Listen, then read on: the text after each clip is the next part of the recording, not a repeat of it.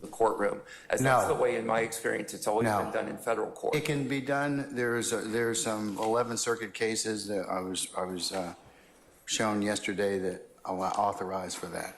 So, I understand that you may be authorized to do that. I was just suggesting that the better practice may be to do it before the jury is present. Mr. Steele asked me that yesterday. Okay, thank you, Your Honor. Yeah, so I'm going to see if they qualify the witness using the Daubert standards in 702, and we'll let you all voir dire the witness accordingly, and then I will make a decision as to whether or not that particular individual is able to testify in that manner. Thank you. Okay? Your All Honor, right. I just get a continuing objection. Yes. I don't believe the case, the 11th Circuit case, I think it's Ware. You're right, it is Ware. Thank you. Okay, all right. I don't believe it says that it's done in front of the jury. It said it wasn't done at all, and you have the discretion to find someone. But I don't. No, it was done, there was no pre-admission. It was done in front of the jury because of the type of case it was. I mean, I think it was firearms or ballistics or whatever else, so. I think the court just made that fine. Anyway, I'm objecting to it being done in front of the jury. I'm objecting not to have a Daubert hearing outside the presence of the jury. Can I just have a continuing objection? Because I don't want to do this in front of the jury. Okay. Thank you, sir. All right. Anything else? All right, summon our witness, please. Yeah, I'll bring in the jury, yes, thank you.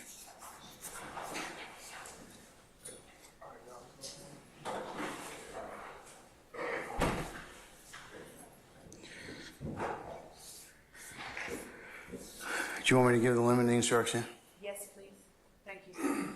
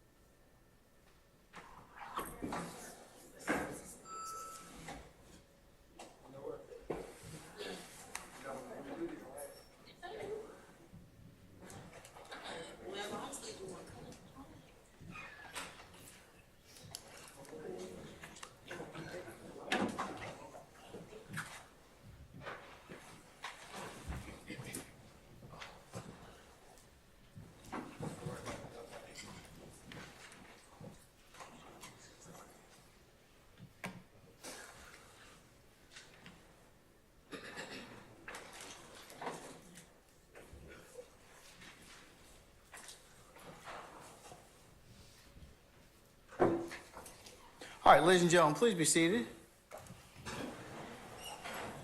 All right, thank you, Sergeant Ingram. Ladies and gentlemen of the jury, good morning. Good morning. All right, without further delay, we're going to continue with the presentation of the state's case. Call your next witness. The state calls Investigator Gaither to the stand. All right, summon Investigator Gaither, please. All right, madam, good morning. If you would come on up, please. Witness stand, once you get there, if you turn and face Sergeant Ingram, be sworn as a witness before you sit down. Raise your right hand. Swear firm testimony to give the truth, the whole truth, nothing but the truth. Speak to the first and last name for the court. Lakeia Gaither, Lakeia All right. Ladies and gentlemen of the jury, before we hear testimony from Detective Gaither, I'm going to read you an admonition, a limiting instruction, okay? So just bear with me and then we'll go ahead and hear from our witness. You're about to hear testimony from Detective Gaither, who will testify both to facts and two types of opinions and the reasons for those opinions. I will describe all three types of testimony. The first is fact testimony. Fact testimony is based upon what the witness personally saw, heard, or did. The second is opinion testimony based on the specialized knowledge, skill, experience, training, or education of the witness. The third is called lay opinion testimony. As to the testimony about the facts, it's your job to decide which testimony to believe and which testimony not to believe. You may believe everything a witness says, or part of it, or none of it, or all of it. As to the opinion, testimony based on the witness's specialized knowledge, skill, experience, training, or education, you should judge this testimony like any other testimony. You may accept all of it, part of it, or none of it. You should give it as much weight as you think it deserves, considering the witness's knowledge, skill, experience, training, or education, the reasons for the opinion, and all other evidence in the case. As to the lay opinion testimony, this testimony is based on inferences drawn from the witness's direct perceptions and must be rationally based on those perceptions and not on speculation or what someone else has said. You should judge this testimony like any other testimony. You may accept all of it, part of it, or none of it. You should give it as much weight as you think it deserves. When considering lay opinion testimony, however, you should not give it any extra credence based on the specialized knowledge, skill, experience, training, or education as witness. You should also consider whether the witness testified to personal observations or involvement of the fact. Is a fact witness testifying about a lay opinion based on the witness's perceptions or testifying to an opinion based on specialized knowledge, skilled, experience, training, or education. When a witness provides opinion testimony based on knowledge, skill, experience, training, or education, that person may rely upon facts that are not based on his or her personal observations or involvement, but that opinion cannot serve as proof of the underlying facts. The fact that a witness is allowed to express opinions based on a person's specialized knowledge, skill, experience, training, or education should not cause you to give that witness's undue influence for any aspect of that person's testimony or otherwise influence your assessment of the credibility of that witness. All right, Madam, you may proceed. Thank you, Your Honor. And just so we are clear, Your Honor, I will be attempting to qualify. Objection, speaking. I'm going to overrule it just for a second, just to see where she's headed. Okay, Mr. Steele? All right. The order of the questioning will be first as an expert and then as So you're gonna qualify? I'm going to. Okay. All right. Yes. All right. Go ahead. Thank you, Your Honor. Good morning. And is it still Detective Gaither? No. Good morning. No, good morning. Thank you. Now, are you retired Yes. from police work? Yes. Would you tell the jury what kind of work you currently do? Could you turn the microphone on, please? Which one? The one you're standing. I'm afraid it's already on. Yeah, if you could speak into it, Miss Love. Yeah, thank you. I don't think it's working, but I will speak up. I heard it. If you stand next to it, it'll pick up. Detective Gaither, if you could just also speak in the microphone. Yes, we'll sir. be able to hear you. Okay, thank you. Would you tell the jury what kind of, are you still in law enforcement? No, ma'am. And how long has it been since you left law enforcement? 4 years. Did you retire from law enforcement? Yes. How long did you work in law enforcement? Almost 19 years. Would you please tell the jury where you're originally from? Chicago, Illinois. What part of Chicago, if any particular part? Objection, relevance. Your Honor, Overruled. go ahead. South side of Chicago, Inglewood community. And is Inglewood E-N-G-L-E? E, yes. W-O-O-D? And did you grow up in Inglewood, in the Inglewood community of Chicago? Yes. So did you go to grade school and high school there? Yes. What high school did you attend? Bowen. B-O-W-E-N. Bowen. And I'm standing over here, so Yes. the last year in here. All right. While you were Overruled. growing- Just go ahead. Go ahead. While you were growing up in Inglewood, were there any gangs in your neighborhood, as you understood them to be? Overruled, sir. Yes. And did you know about them while you were growing up? Yes. How did you know about them? Just friends, going to school with gang members, the community. In Chicago, gangs, it's kind of like culture. So you're very aware of gangs at a young age.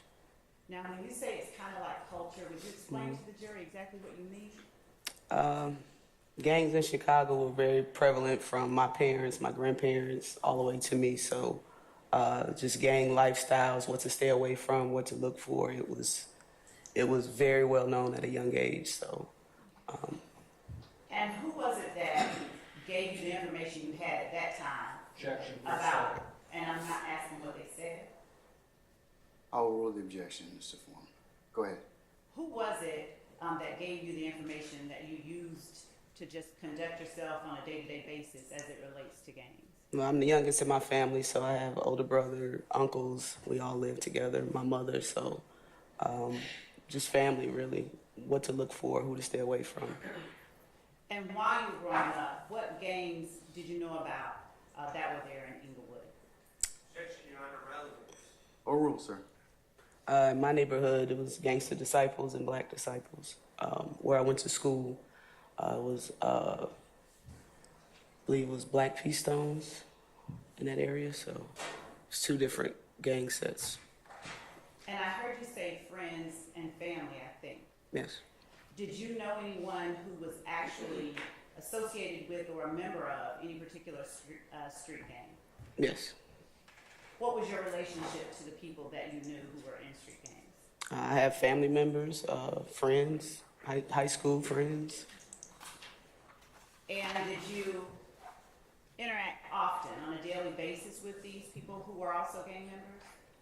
You can't choose your family, but, of course family, but friends, you knew to be cordial with them at school, but, outside of that, my family did a pretty good job of keeping.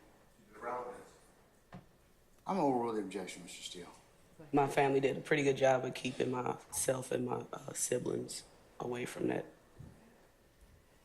Now, were you afraid to interact with them when you were growing up with your friends and family who were involved with gangs? Objection, relevance. I sustain the objection. And did you have to comport yourself in any particular way as it related to gangs in your neighborhood growing up? I would say so. I mean, we were taught at a very young age about certain colors you don't wear. Back then in the 80s and the 90s, the thing was, I'm overrule the objection, sir. the manner in which you wear your hat, whether it was to the either side or backwards, clothing attire, based on particular neighborhood that you lived in or frequent, that was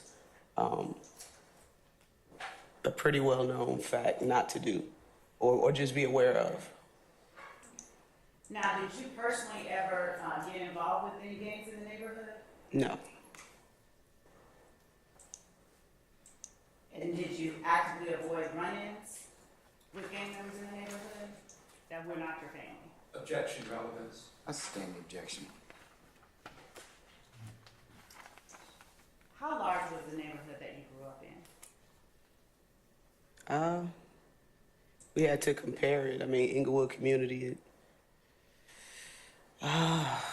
several miles, maybe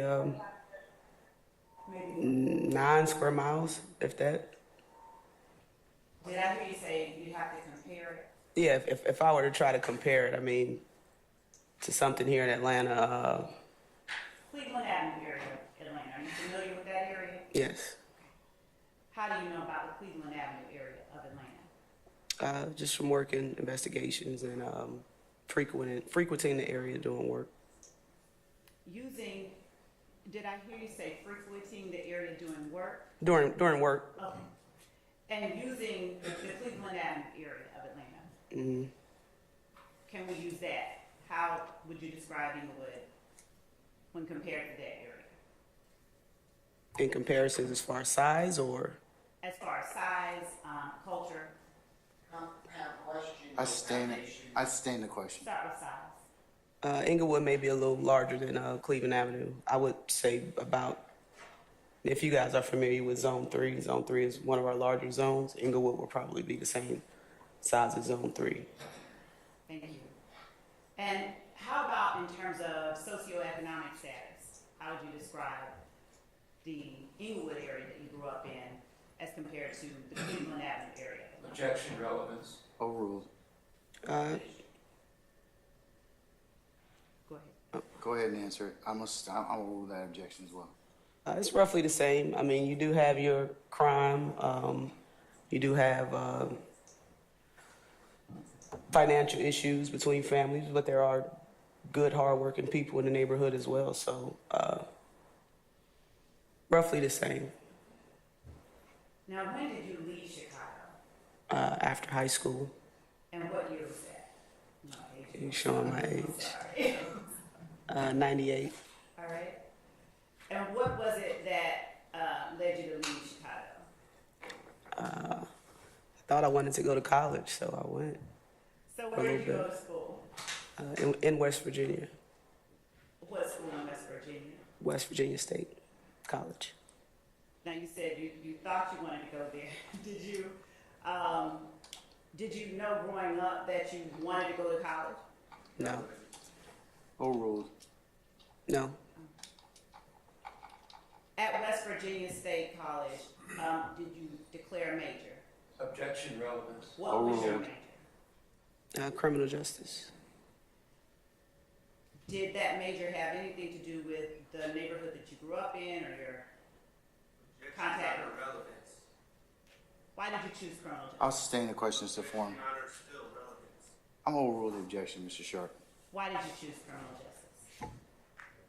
I have no clue. I mean, I never wanted to be law enforcement. I grew up watching the TV shows, Law and Order, Cops. I thought it was interesting, but I didn't have the desire to be a police officer. Now, did you graduate? I did not. All right. Why did you leave before graduating? Financial reasons, in school and at home. Where did you go when you left West Virginia State? Atlanta. And what year was that? 2000, late 2000. How old? Never mind, I'm not going to do I'll that. do it. When you got to Atlanta, what did you do in terms of employment? I think I worked a retail job for a short period of time. Did you do something different after that? APD, Atlanta PD. All right. What made you apply with the Atlanta Police Department? What made you choose that particular agency? Honestly, I was just giving a friend of mine a ride down to Atlanta Police Headquarters to apply. And he suggested that I come in and apply as well. So there's no intention of doing it. All right. Now, once you applied, did you have any idea what role you wanted to play in the police department? No.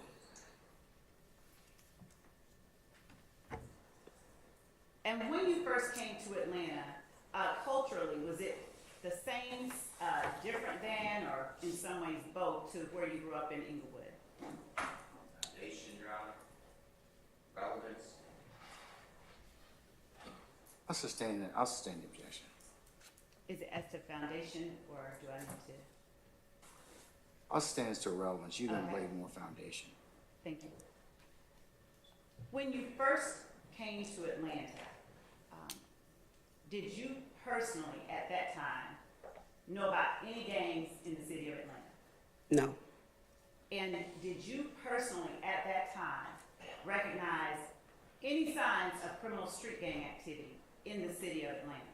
No. What was your first role at the Atlanta Police Department? I was a patrol officer in Zone 4, Southwest Atlanta. What parts of Atlanta made up Zone 4 at that time? West End area, Cascade, the northern part of Martin Luther King, the western part of Martin Luther King, Fairburn Road, parts of Camp Creek, Campbellton Road. Now, as it relates to Zone 3, where was Zone 4 situated in Atlanta? Were they next to one another, separated by another zone, or something different? Parts of Zone 3 do border Zone 4. If you're down on the eastern end of Zone 4, like around Lee Street, West End Mall area, that borders the western part of Zone 3, Mechanicsville, Pittsburgh neighborhood, Deal Avenue. And outside of that, everything else is kind of on the opposite side. Zone 6 is the other side of Zone 3. Okay.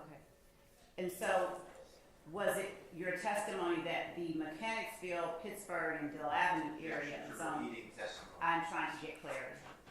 I'll Clarity for the question. overrule the objection, sir. Were those areas, the Mechanicsville area, Pittsburgh area, and Dale Avenue area, in Zone 3? Yes. And did they abut Zone 4? Lee Street was basically the border between Zone 3 and Zone 4. So Lee and Abernathy was kind of the barrier between the two zones, Okay. if you had to break them up. Did you interact with people from Zone 3 as well as Zone 4, or did you only interact with people who lived in Zone 4 at the time that you first started as a patrol officer in Zone 4? You mean citizens or police? Citizens? Yes. Yeah, I mean, there's no barriers for citizens in Atlanta. They come to Zone 3. Our Zone 4 citizens go to Zone 4. It's not like police work where you're kind of restricted to a certain area. Citizens, they move back and forth, come in contact with all types of people. Would you tell the jury what your responsibilities were as a patrol officer in Zone 4? I was assigned to evening watch, which is 2:30 to 10:30, I believe. Responsibilities included answering 911 calls, traffic accidents, directed patrols, that type of thing. Describe for the jury a typical day at evening watch for you in Zone 4 as a patrol officer. So just a typical day. Your Honor, I misestablished you. I'll just sustain this form. You can rephrase. Was there any one particular duty that you performed more often than any others as a patrol officer in Zone 4 on evening watch?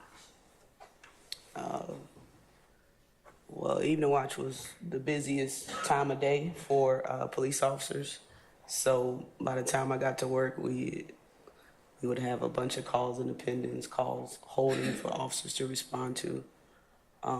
So the first several hours of my day would be trying to knock down our pending of all the calls that came in previous before I came to work. So Say that last part again. I didn't hear you. The first part of your day was what?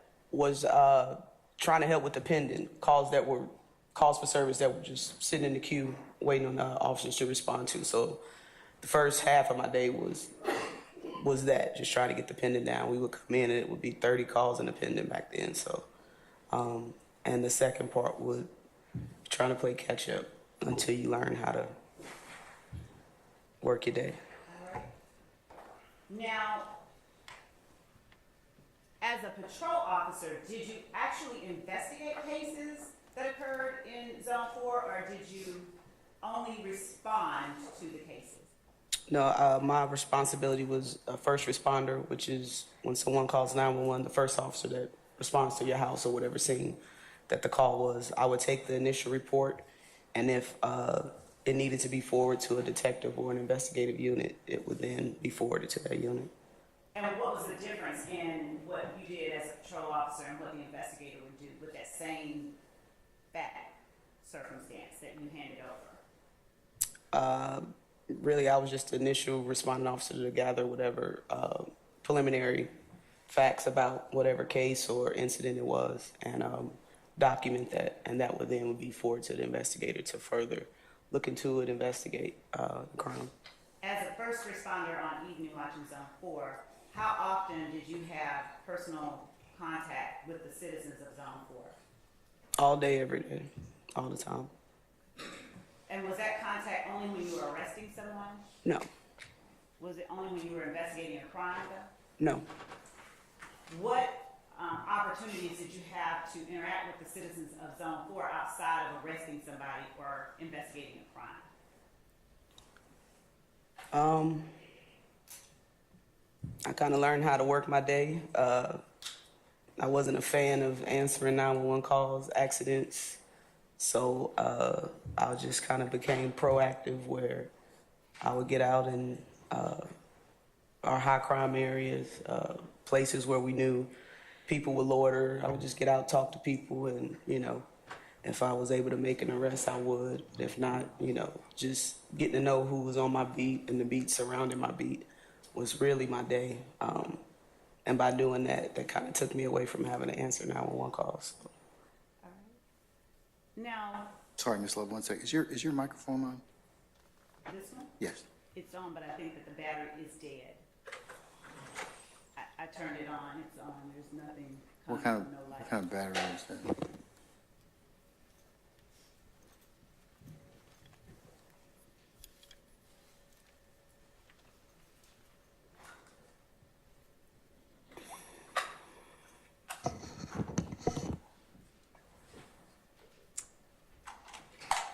Does the court prefer that I wait or?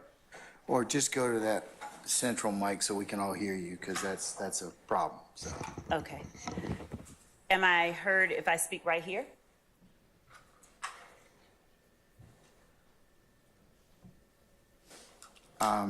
Not as well as you probably were in the central mic.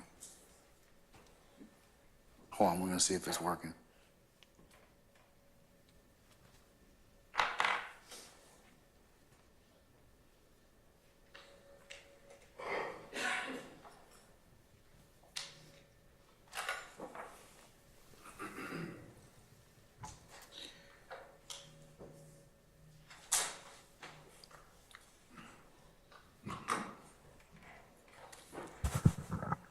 I'll just carry on right here while he's getting that.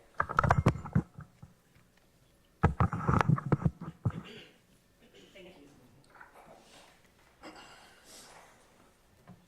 Is this better? Yes. Okay, thank you. Now, you said that you spent a lot of time getting to know your beat. Was it your goal when you were getting to know your beat to go out and make arrests? Was that your main priority? No. What was your priority when you went out to know your beat? Really, the priority was to stay away from 911 calls. I mean, just, if we're being honest. So if that included, just doing directed patrols, doing drop-ins, which is my businesses on my beat, I would go into the stores, talk to the store owners.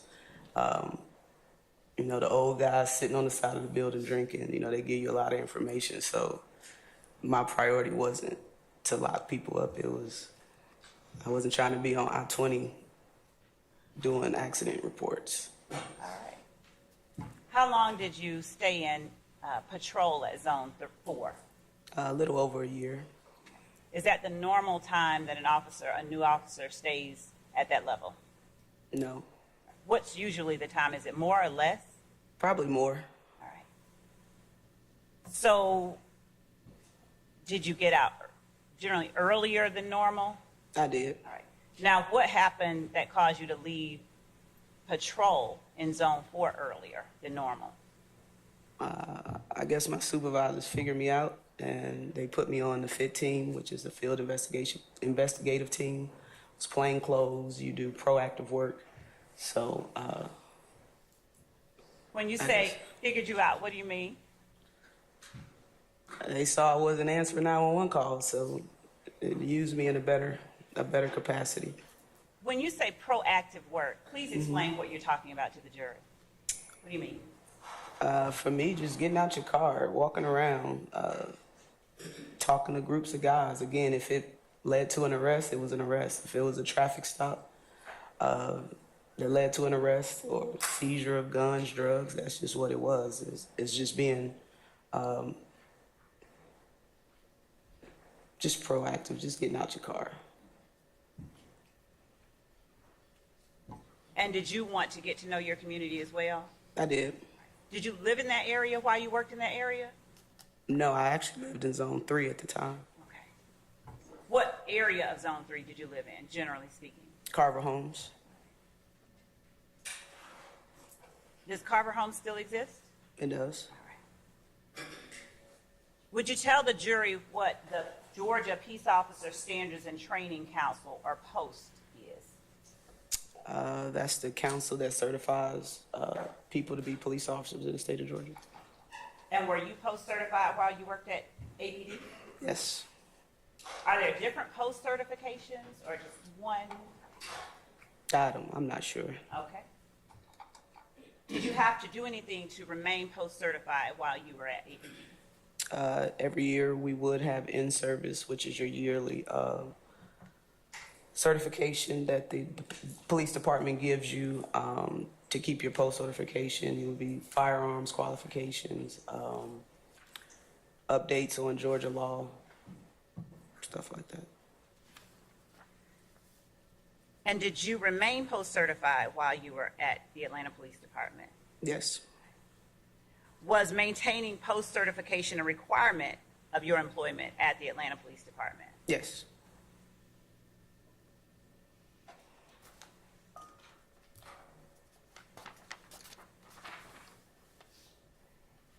When you said you were assigned to the field investigations team, when exactly did you start in that group? Roughly 2004, maybe. Late 2004, I believe. All right. And what, personally, beyond what you've already explained, did you do within the field investigations team? As far as day-to-day activities? Yes. Day-to-day activities would include, again, being proactive, doing drop-ins at our local businesses. We would respond to areas that were considered hot spots within the zones. That information would come through crime analysis and our, supervisors. We would do low-level narcotics buys.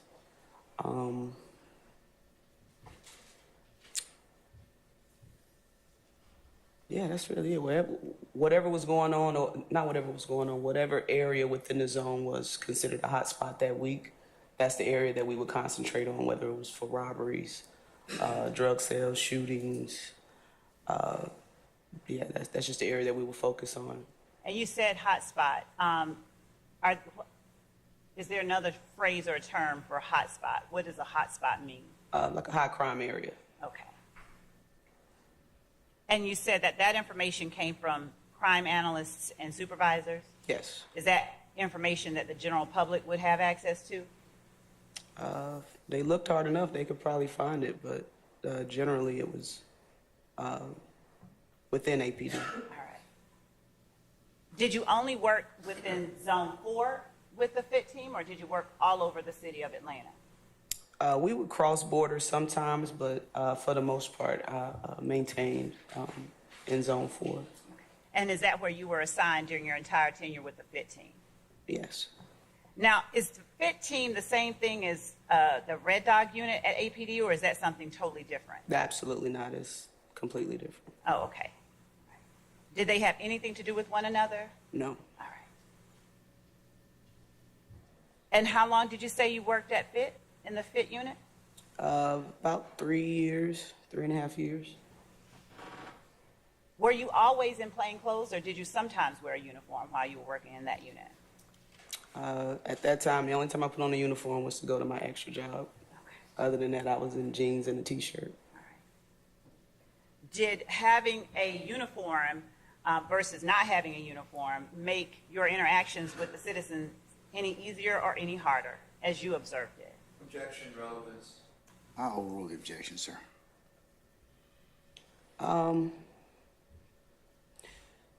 My experience, I felt like the uniform kind of was a distraction. A lot of people would just look at the uniform, like they wouldn't look at the person.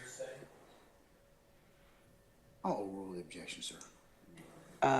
They would look at the uniform and not the person or what you were saying, so it became a lot easier for me just to even maneuver to get to talk to certain people in plain clothes, jeans and a t-shirt.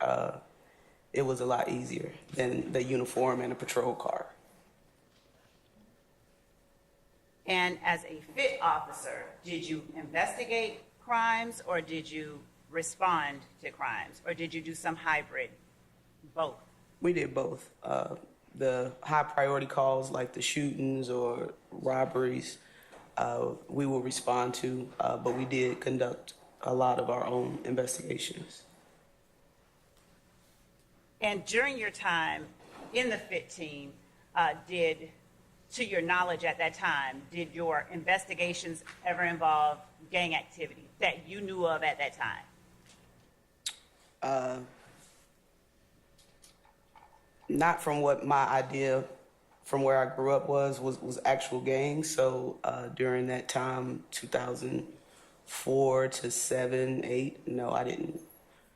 That wasn't my focus. I wasn't necessarily paying attention to it. So I didn't, obviously because I didn't recognize anything that I was familiar with as far as gangs in Atlanta, so. And again, what is it that you were familiar with or that you were looking for or would have expected to see as it relates to gangs to tell you that there's gangs here in Atlanta at that time? Probably the graffiti, the manner in which, you know, people wore their clothes or their hats, the hand signs. That just wasn't, you know, I wasn't focused on that because it wasn't, I didn't see those familiar signs here in Atlanta that I knew of. Doing the math, if you stayed with FIT about 3.5, 4 years, did you leave in 2007? Yes. All right. And what happened, why did you leave the FIT team? I was asked to go to the gang unit. What year did you start in the gang unit at the Atlanta Police Department? 2007. When you first joined the gang unit, what was your position there? Well, I was an officer. Were there both officers and investigators in the gang unit? I believe it was myself and one other officer, and the rest were detectives. Would you tell the jury at that time what difference there was between an officer and an investigator in the gang unit? Was it the same as? Money. Oh, okay. All right. So even as an officer in the gang unit, unlike as a patrol officer, in the gang unit, would you actually begin to investigate your own cases? Not initially. I mean, I didn't really know what I was doing. It was just you go to the gang unit. You have more freedom and access to move around the city, learn different parts of the city. So, you know, I didn't know much about gang investigations. I knew how to investigate a little bit just based on my time on the Zone 4 FIT team. So I just kind of reverted back to what I knew, which was being proactive and not necessarily working gang investigations because I wasn't aware of how to do it. And you took me to the very next question. At that time, by the time you had reached the gang unit, when you first joined, had you had any formal training in criminal street gangs? No. Had you had any formal training in identifying or investigating criminal street gangs before joining the gang unit? No, I didn't. Do you know why you were assigned to the gang unit when you had no formal training in either gangs or criminal street gang activity? Objection calls for speculation. I sustain the objection.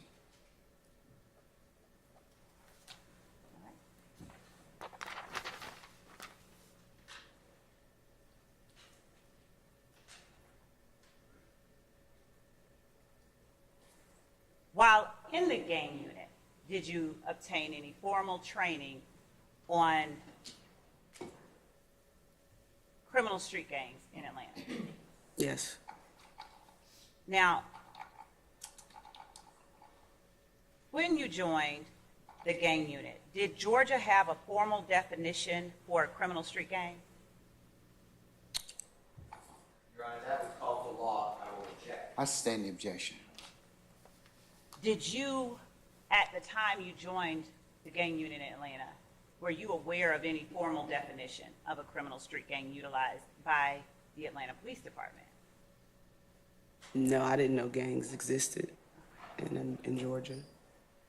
At this time, or at the time that you left the Atlanta Police Department, did the Atlanta Police Department use Georgia law's formal definition of a criminal street gang in making charging decisions in criminal cases? You said at the time that I left? Yes. Yes. All right. And again, when you first joined the gang unit, did you know of any formal definition of criminal street gang activity? Objection, asked and answered. Sustained. Is there a distinction between criminal street gangs and criminal street gang activity? Law, Your Honor. Your Honor, I have to ask to test her knowledge as it relates to what she did. It's not accurate, and it's the law. I sustain the objection. I sustain the objection, madam. She may be able to, I don't think it's I'll correct. rephrase. All right. during your time in the gang unit, as you progressed, did you recognize in your work, did you employ a distinction between criminal street gangs and criminal street gang activity? Yes. I'm going to overrule the objection, sir. Yes. Okay. Let's talk about what training, if any, that you got while you were at the gang unit. First, let me start off. How long were you an officer in the gang unit? I went to the gang unit in 2007. I was promoted to detective in, shoot, don't give me the line. Maybe 2012, maybe 13. I'm not exactly sure the dates, but from 07 to I was promoted to sergeant in 2016. That entire time I was in the gang unit as an officer and a detective, so from 2007 to 2016. While at the gang unit, what were your sources of information for gangs and gang activity if you had no formal training before getting there? Once I got the training, I mean, I got to know a lot of people within the community, good and bad. And a lot of my gang knowledge and information really came from them. We did have meetings with other jurisdictions and information sharing within our department and our unit. But if we're just speaking about Georgia gangs, the gangs within Atlanta, Yes. a wealth of my information just came from the community and gang members themselves. So let's break that down just a little bit. When you say it came from your contact with people in the community, good and bad, what do you mean when you use those terms in this context? Just normal citizens, people that don't commit crimes, and then when you commit a crime, just interviews with suspects, people who are arrested. You do get a lot of information from that as well. At the time, at the time that you joined the gang unit, what were the focuses? What did the gang unit mainly do within the city of Atlanta? I would say relevant, Your Honor, is what I'm object relevant. Your Honor, it's relevant. Bless you. It's relevant, establishing background. The juror has to gauge. I'll sustain the objection, sir. You sustain it, Your No, Honor? I'm going to overrule the objection. Thank you. All right. At the time that you joined the gang unit, what was the primary focus of the gang unit? What type of investigations? I don't know what they was doing, honestly. I know we had a couple of people that did homeland security investigations involving threats against officers or organized crime. It wasn't street gang investigations, to my knowledge. It was, they were doing some other stuff. And what type of formal training did you get while you were in the gang unit, if any at all, on criminal street gangs and recognizing and identifying criminal street gang activity? My first couple of years within the gang unit, I did a little bit of training, just gang identification. It was roughly 40 hours or so within my first couple of years. And after that, I was just sadly too busy within investigations to kind of do much formal training. Let's talk about that 40 hours that you did get. What type of information did you learn during that 40 hours of gang training that you did get, formal 40 hours? Just the basic gang identifiers, how to recognize a gang, crimes that gangs generally committed. I'm not going to say that it was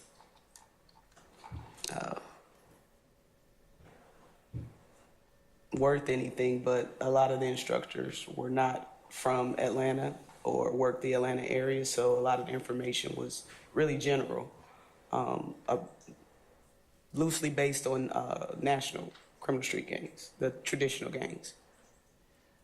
Were you educated about the laws of the state of Georgia in that training? And Yes. were you educated about how to apply the laws? I stand as to form. You can rephrase, madam. Yes, Your Honor, thank you. Did you learn about the laws of Georgia as they related to criminal street gangs? Yes. I stand the objection as to form. Yes, Your Honor. What kind of information did you learn as far as laws were concerned during your training with the gang unit, your formal training? The Georgia laws regarding criminal street gangs. Did you learn anything at all about applying those laws? We did. We learned basically what the state considered to be a gang and what particular crimes or activities were considered criminal street gang activity. That it was a difference between the actual two. It's two separate meanings. And did you use that lesson, those lessons that you received during your formal training, on a consistent basis while performing your duties within the gang unit? Yes. I will rule the objection. Yes.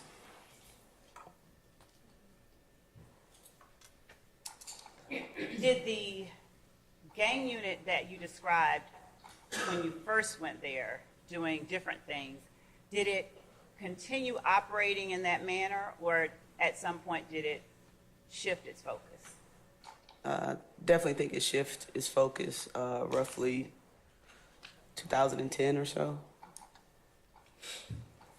What types of things led you to recognize a shift in the focus of the gang unit? During our daily activities or investigations of various crimes that were not initially considered, gang related, we began to see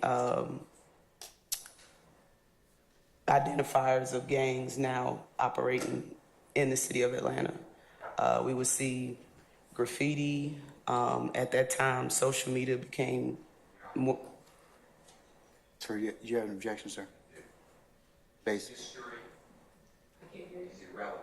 History is irrelevant. So the witness on the stand.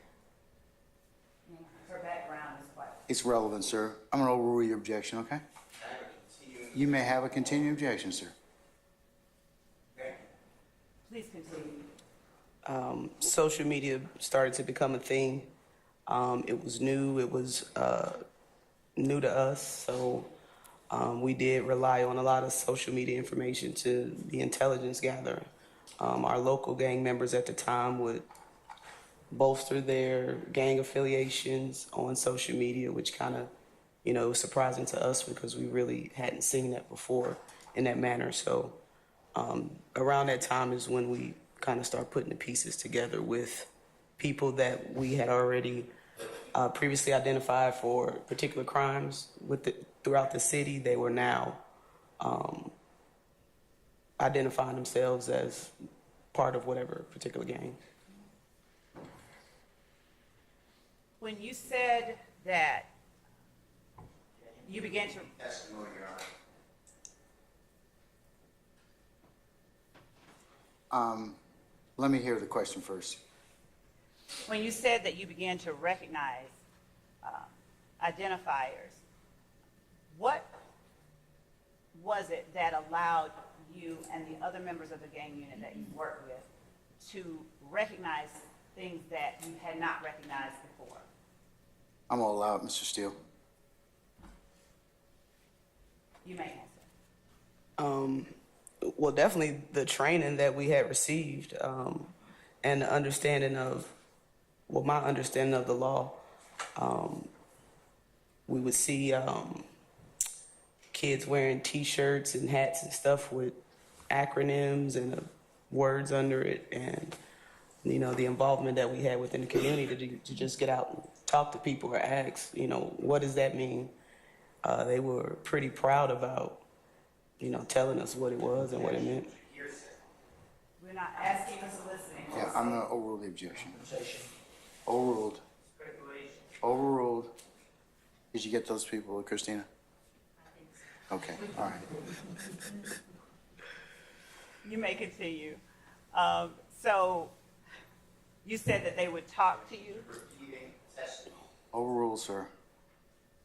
Please continue with what you were saying. I don't even know what I was saying. I'm sorry. You said that they would, the people, Repeating testimony. did you say Overruled, sir. that the people that you interacted with would talk to you? You were saying Correct. how you were describing your interaction. Correct. Yeah, just getting out talking to folks, not just people you're arresting, but just normal citizens within the communities, grandmas and uncles who. That I'll sustain. In terms of beginning to recognize signs of criminal street gang activity, what else, if anything, allowed you to recognize things and signs that you had not recognized before, besides training, formal training? Yeah, definitely the different clothing that we would see certain people start to wear, the social media with the post, and you can add a caption to it. A lot of that during that time was, you know, this is my gang, and hand signals that we weren't accustomed to seeing. Graffiti throughout the neighborhoods. We, at the time, 2011, 10, 11, 12, we had a lot of school fights that really weren't a thing before, because during our daily duties, we would respond to a lot of the schools to try to do preventative gang work. So we did see an uptick in, I don't want to say gang fights, but two groups of kids fighting. We would see that. And when you were involved in working in the gang unit, did you consider it a crime to just simply be in a group wearing the same shirts as you described earlier? Not an objection to the witness considering a crime. Your Honor, if What's the basis for your objection, sir? The law is going to look beyond what a witness can testify about. Juries make a decision. Okay, I got you. Your Honor, Go ahead, I'm sorry. it goes to her qualifications and knowledge in this area. I'll rule the objection.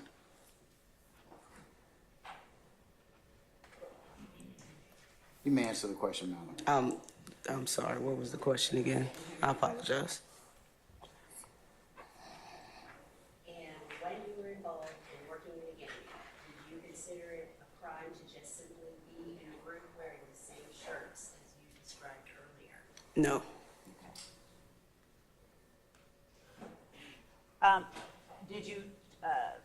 Did you arrest people for making hand signs?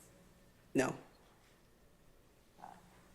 Did you arrest people for using certain hashtags? Can I have a continuing objection? Yes, you may, sir. Did you arrest some unknown person for doing something, some unknown sign? Your Honor, I object. She's got to lay a foundation, so you can object. I'll go ahead and make it a continuing objection. Okay? And there's no foundation for an arrest. There's nothing to do with qualification. Overruled, sir.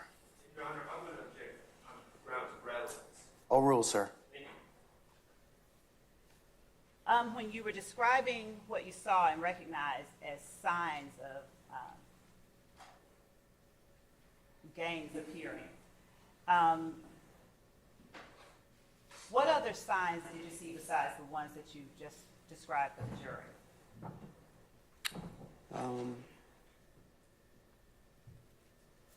I mean, off the top of my head, I think those were the main ones. I may be missing a couple, but I think those are the main ones. Did you ever hear any language that was used by groups of people consistently that was sort of different from the average? Objection, Your Honor, leading. Invade and hearsay. I'll sustain as to leading. The other two I'll overrule.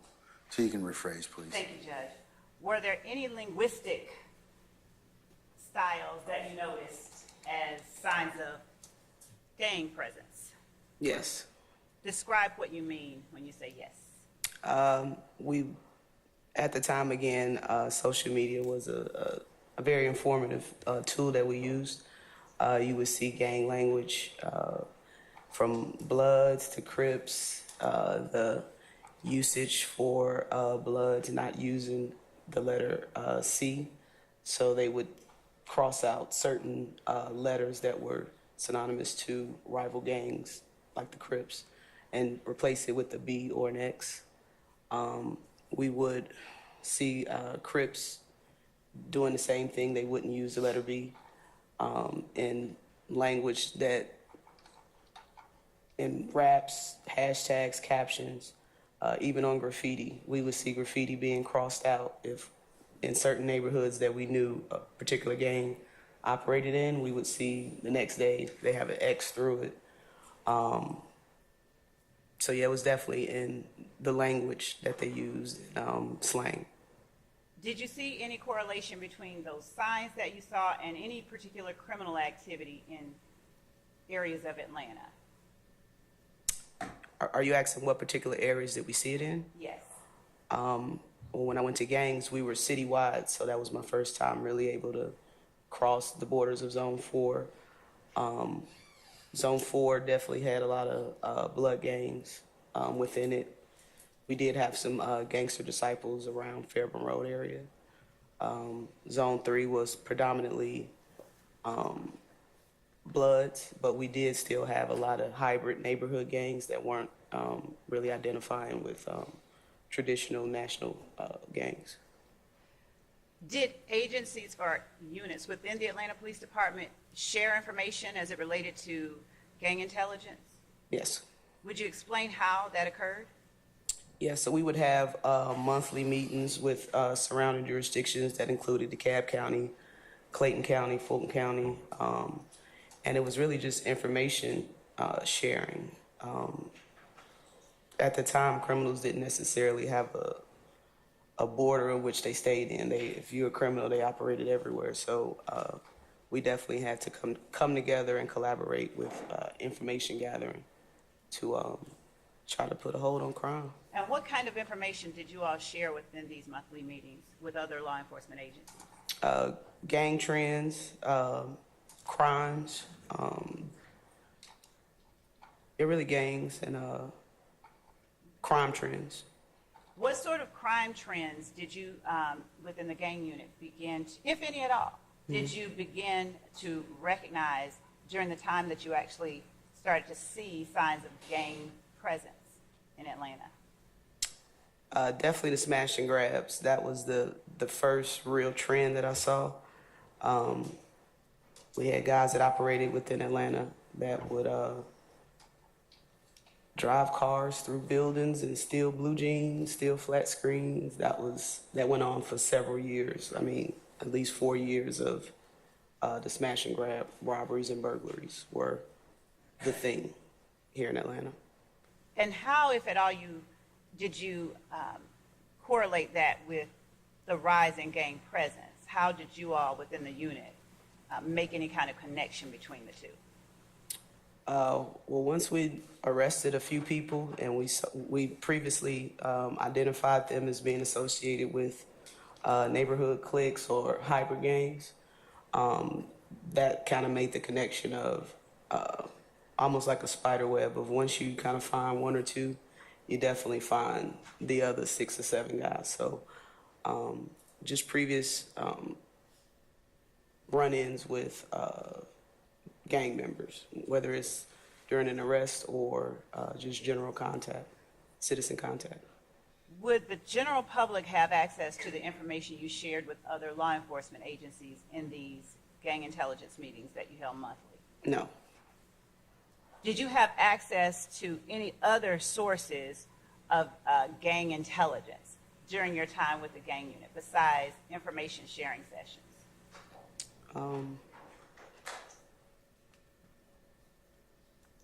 I can't think of any right now.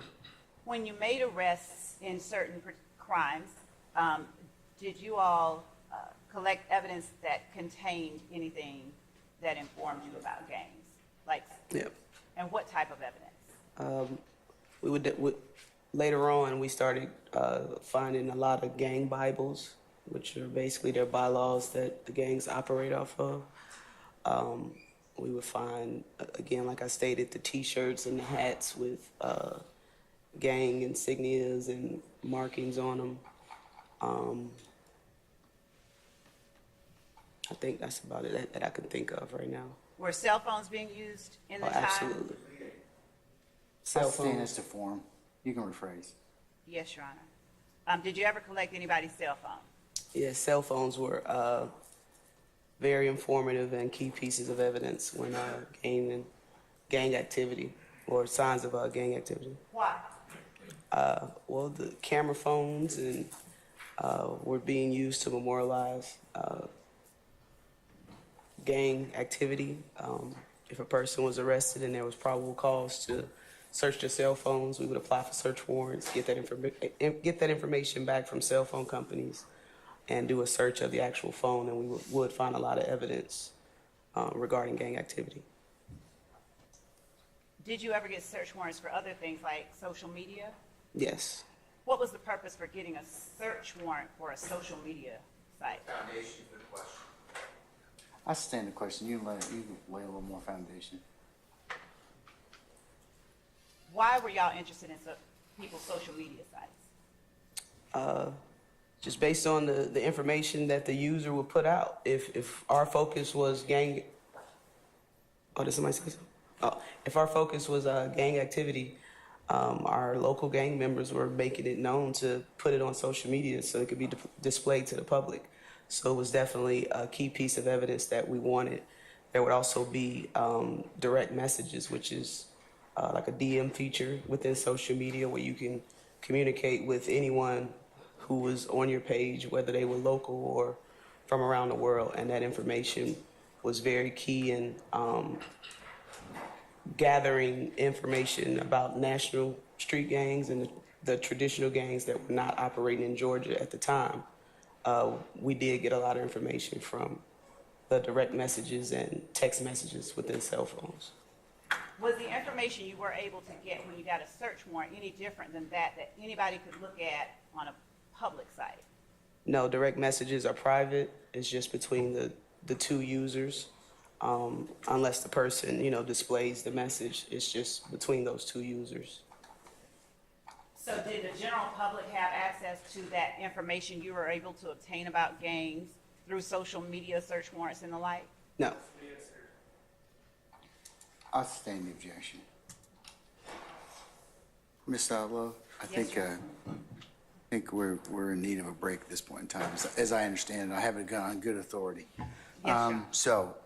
Ladies and gentlemen, let's go ahead and take a recess until 11 o'clock. We'll come back, okay? All right. All rise.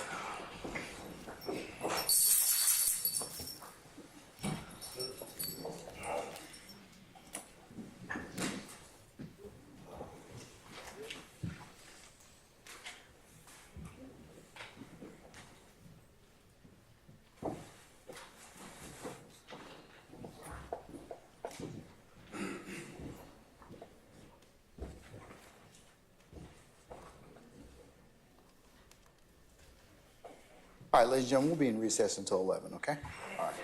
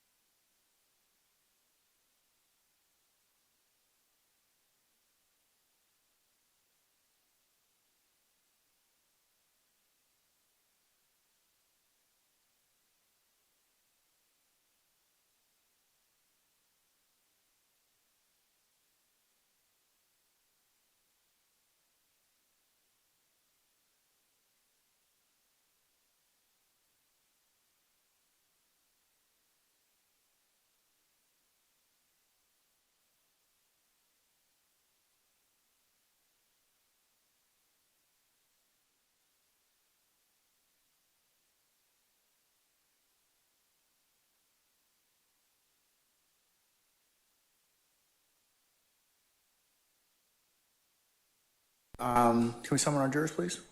Thank you.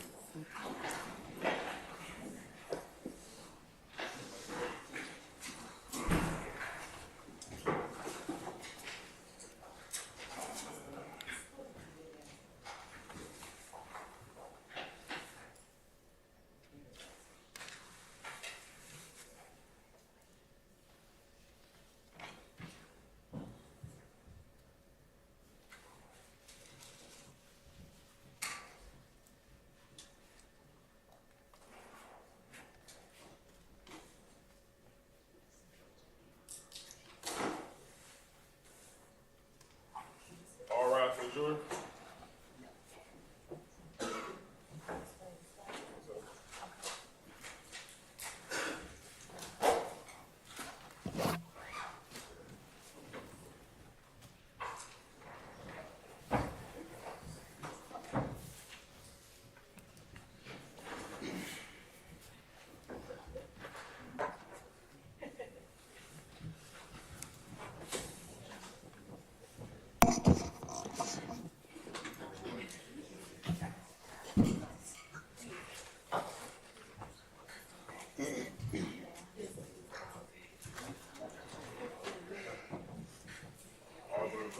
Thank you, Sergeant Hand.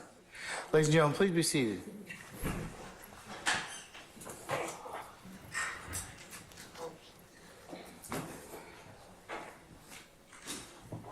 Oh, okay, I see.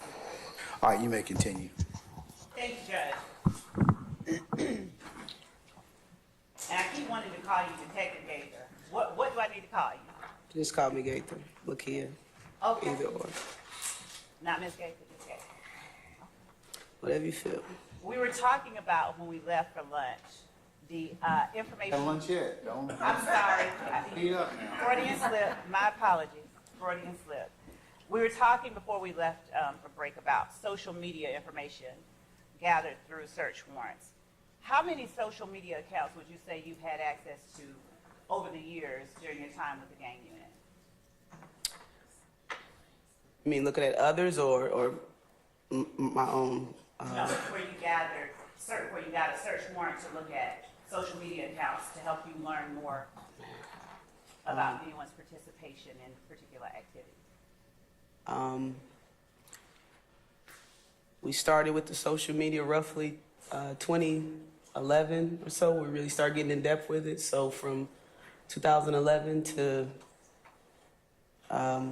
really when I retired in 2020, probably hundreds, honestly. It's a lot. And was it from only one site, or did that No. information you had access to vary? Oh yeah, it varied different sites. We've received information from Facebook, Instagram, Snapchat. Was it Bumble or Bimble?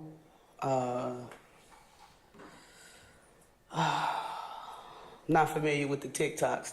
That's new to me. But you know, back then the MySpace and the Facebooks and Twitter were the popular ones. All right. And how many cell phone extractions or data dumps have you had access to since you worked as a detective and an officer in the gang unit? That got to be several hundreds over my time. Were those cell phone data extractions information that the general public had access to? No. Did they give you useful information in investigating gang activity here in Atlanta? Absolutely. When people were arrested or detained for crimes in Atlanta, where is it that they're taken? For felonies, generally. Generally, Fulton County Jail. And are you able to, during your time at the Atlanta Police Department, were you able to have access to calls that were made from the Fulton County Jail? Yes. How were you able to get that access? We would have to receive, obviously, permission from, I believe, the sheriff, whatever sheriff that is, or administrator of the jail. Once granted permission, we would have access to, what was it? Maybe Securus, believe Securus was the name of the system that the jail used to allow inmates to make phone calls, and we had access to that system. Did you have to log into the system with your own personal password given to you by the administrator? Yes. Did the general public have access to that information that you gave? No. And what kind of information, if any at all, did you get from jail calls while working in the gang unit? Jail calls were very important as well, especially the ones that were made really early on when a person was arrested. They Objection, Your Honor. Basis. No foundation, I don't have any of these jail calls talking about. Overruled, sir. The calls that were made from intake, they're labeled as intake, and those are. Objection, Your Honor. In individual cases, I object. I'll overrule your objection, sir. You can get Is that a continuing objection? You may, sir. The intake calls for us were the most raw and important ones, because that's when the person's, first getting to the jail, they're calling whatever loved one or person that they want to talk to, and generally you get the most information from that. Basis, sir. It's hearsay. She hasn't given any Yeah, I'm statement. going to overrule the objection, sir. Okay. All right. And what, if anything, did you do with the information you gathered from jail calls, social media, cell phone extractions, as it related to your role with the gang unit? Objection, compound question. I'll stand as to form. You can rephrase, madam. What did you do with the information you gained from jail calls as they related to your role with the Atlanta Police Department and the gang unit? We would definitely save them, download them to our computer, and add them to the investigative files. Now, when you say add them to the investigative file, would that be the file on particular people or just the general file? Well, if the person was in jail, it was obviously for a crime. So generally we would, during our investigations, we would make a file folder, and we would download whatever jail calls or social media, cell phone extractions, and put it either on a disk or a jump drive and add it to whatever investigative file as to memorialize information and keep it. How many jail calls would you say you listened to, did you listen to while you were at the Atlanta Police Department and the gang unit? I don't know. It's a lot. A lot. Is it over 100? Well over 100. All right. Does it exceed 1,000? Probably close to. It's a lot. I couldn't give you an exact number, but that was a very important tool that we used. Okay. And you said that you put it in the file. What would you do with the file once you completed your investigation? We would put it in the file cabinet. Did you give it over to the DA's office after an arrest was made? Objection, leave it. Oh, I'll sustain the objection. You can rephrase. Did you just leave it in the file cabinet? No, if the case went further, or the DA's office wanted it, we would forward it to them or make a copy for them. It wasn't a secret file that we only kept if the DA needed or lawyers. We would definitely give it to them. Besides the difference in pay, what other differences existed between your role that you served as an officer in the gang unit and your role that you served as an investigator in the gang unit? It's no difference. So what was it that got you promoted? Got anybody promoted? Take the test and you pass, you're promoted. Did experience have anything to do with it? Like your time in the gang unit? Well, you couldn't apply to be a detective. I believe you had to be on for, at the time, maybe 5 years, like 4 or 5 years. You had to be employed for the department before taking the test. So as an officer with the gang unit, would you do any more or the same type work that you did as an officer, say, in patrol or with the FIT team? as far as investigations were concerned? It was more closer to the 15 work. You know, patrol, I just erased that part of my life. I just wasn't doing that. But it was closer to 15 work rather than patrol. Were there any particular parts of Atlanta that you had more interaction with as related to the other parts of Atlanta during your time with the gang unit? Did you focus or concentrate on any area at all? One of the most crimes were Zone 3, 1, and 4. So we did a lot of work in probably Zone 3 was the most. I mean, it was really all over the city, but Zone 3 and Zone 1 and 4 were the hot zones for crime. Did the information that you were able to gather during your time as a patrol officer and as a fit officer serve you in any way while you were at the gang unit? Absolutely. In what ways? Just prior relationships that I built, talking to members of the community, people I arrested in the past. Just those relationships definitely help with information gathering. Were you in plain clothes all the time during your gang unit tenure? Did you wear a uniform sometimes? No, we very rarely were uniform. Maybe 2 or 3 times within a couple of weeks throughout my entire time there that we actually had to wear uniform. Probably for a detail, but we were primarily plain clothes. When you met with people in the community, did you make it known that you were a gang unit officer or detective during your time in the gang unit? No, I think the ones that knew me, but I didn't display it like I'm a gang detective. They just knew me as G. They call you what? G. G?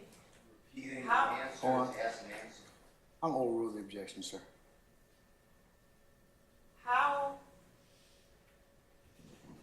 much contact, how many self-identified gang members did you have contact with during your time in the gang unit? Just outside of arrests, just normal? There would be confrontation clause and yours. I'm not asking her what anybody said. Yeah, I'll overrule the objection, sir. And Your Honor, as far as a foundation for what we're doing, Yes. We're not doing anything. Mr. Steele, please don't speak. Okay, don't speak your objection. Give me a basis, and then I'll move on. Okay? Ask for hearsay, say specifically what did the person tell you? I'm.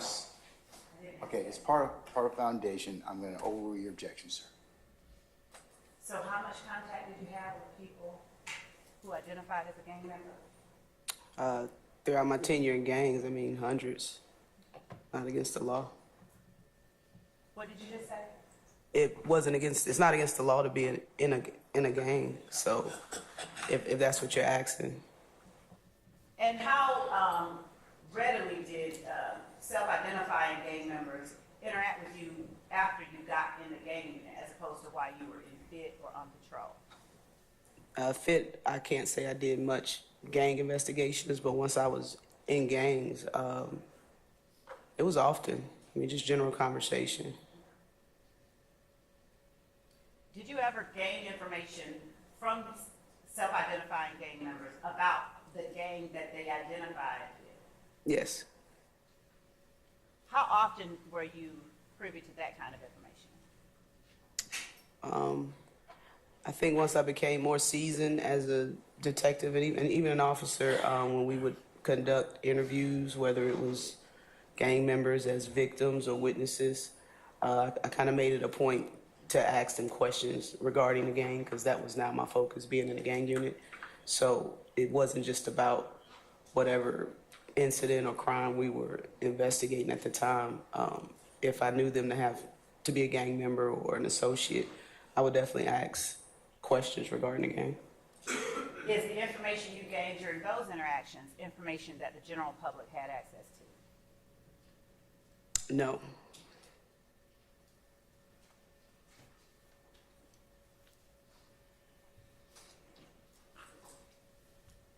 While working with the gang unit, did you employ any standard protocol for identifying associates or members of gangs in Atlanta? Yeah, we would kind of follow what the state of Georgia recognized as what a criminal street gang was.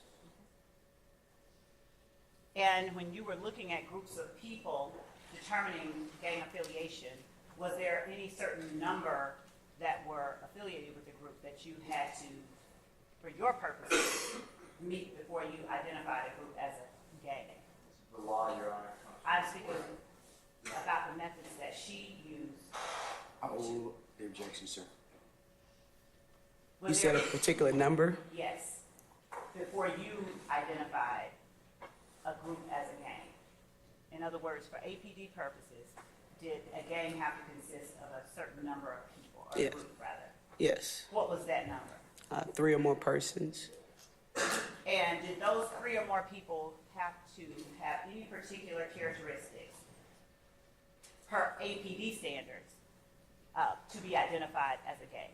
Yes. And what were some of those characteristics that they had to have? APD standards are relevant. That's my objection. Relevant Your Honor, APD standards. we can ask, Your Honor, about what laws they followed, but we are trying to establish the basis All right. for this. I'm over the objection, sir. You may answer the question, madam. What Yes, sir. what characteristics or what things did you look for in order to determine if a group that consisted of 3 or more people were a gang for APD purposes? For APD purposes, we have a 6-point criteria that we used. I can try to remember it word for word, but it's been a little bit of time. If a person self-admits that they're a gang member, we would consider that as a factor.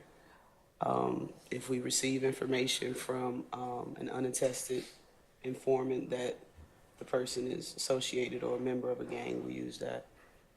If a person identifies themselves by the style of clothing, monikers, hand signals, we use that. If a person frequents a particular neighborhood or area and associate with other identified gang members, we consider them a gang associate. Or if a person is arrested with other gang members and identifies themselves with the same monikers as that person, we take that into consideration. That might be slightly off, but I think that's the general Okay. definition. And when we were talking about identifies with certain clothing, hand signals, are those characteristics that you all are looking for in groups or something different? No, I mean, we definitely look for them when trying to identify gang members or associates. It's associated, in fact. And did you consistently apply that protocol to make your decisions regarding classifying people as a gang member or a gang associate? Yes.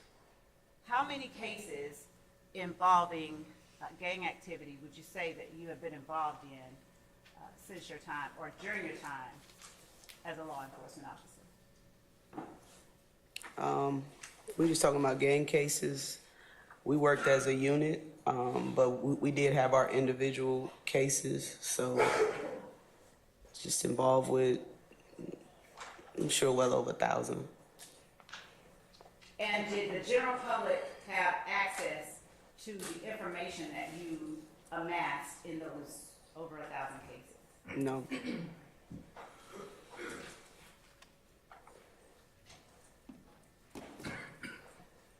Were you ever a member of the Georgia Gang Investigators Association? I think I was. And do you recall where it was that you obtained your 40 hours of gang training?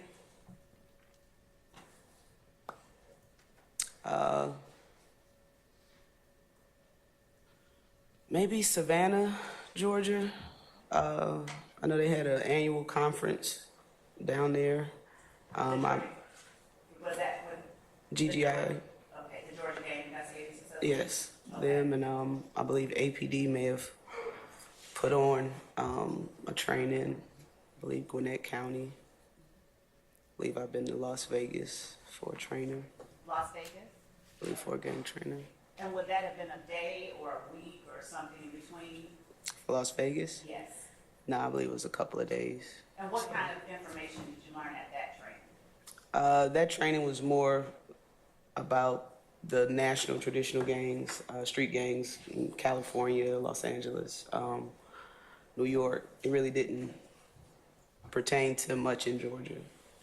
Now, when you're talking about Georgia, would you explain for the jury what differences you saw between gangs in Atlanta and gangs that you experienced growing up?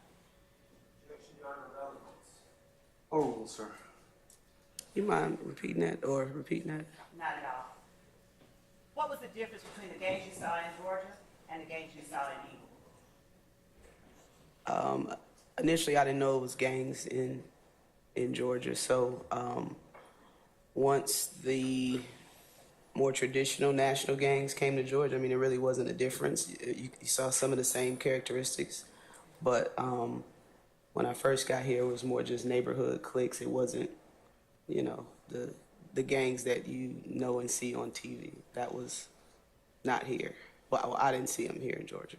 Did you always use the Georgia law definition of a criminal street gang and criminal street gang activity when you made your cases while you worked in the gang unit? Yes. Bolstering Your Honor. Overrule the objection, sir.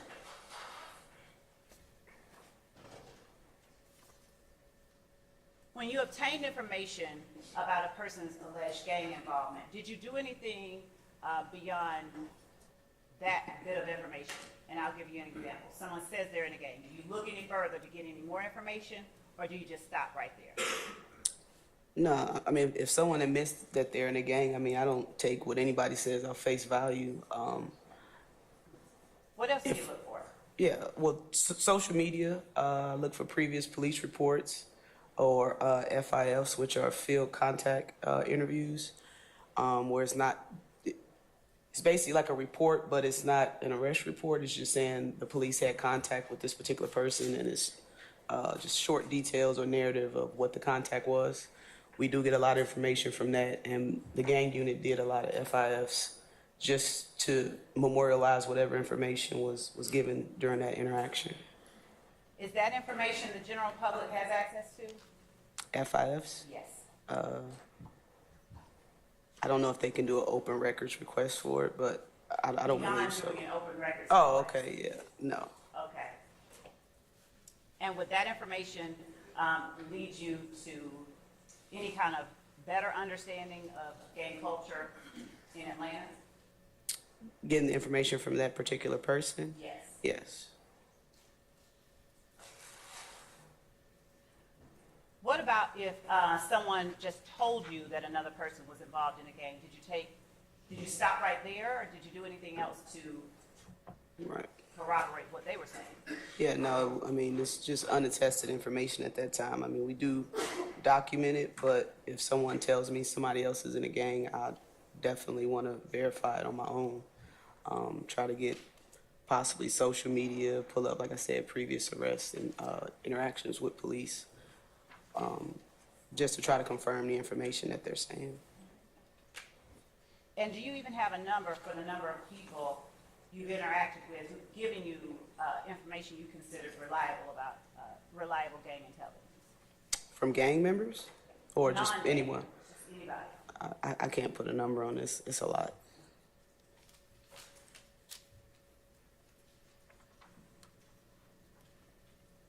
And have you ever either formally or informally given any instruction on gang activity or criminal street gangs? Objection, compound question. Either. I'll sustain this form. You can rephrase. Have you ever trained any other officers or any other persons on how to recognize criminal street gangs? Informally, because I was in the gang unit for so long, I've taught newer investigators, and I went back to the unit as a supervisor. So I've given training in that aspect as well about gangs to newer investigators. And what kind of training would you provide them? Just the general identifiers to look for. Had them really read up on the law. I mean, I can't tell you how to do your job, but I'll lead you to the water. And you know, it's gang investigation is really up to the individual if they're that invested to want to learn it and understand it. So I would definitely provide the information, but it's up to them if they want to learn it. And did you seek to increase your knowledge and awareness of gangs and gang activity during your time at the gang unit? Initially, yeah, I wanted to do as much training as I could, but once you get involved with investigations, it just kind of consumes all of your time. And training was, I was getting my on-the-job training. I wasn't going into the classroom learning. I'm going to show you what has been provided to the defense and what has also been marked as State's Exhibit 98 Bravo Bravo. And I'll give them a copy so that they can know what.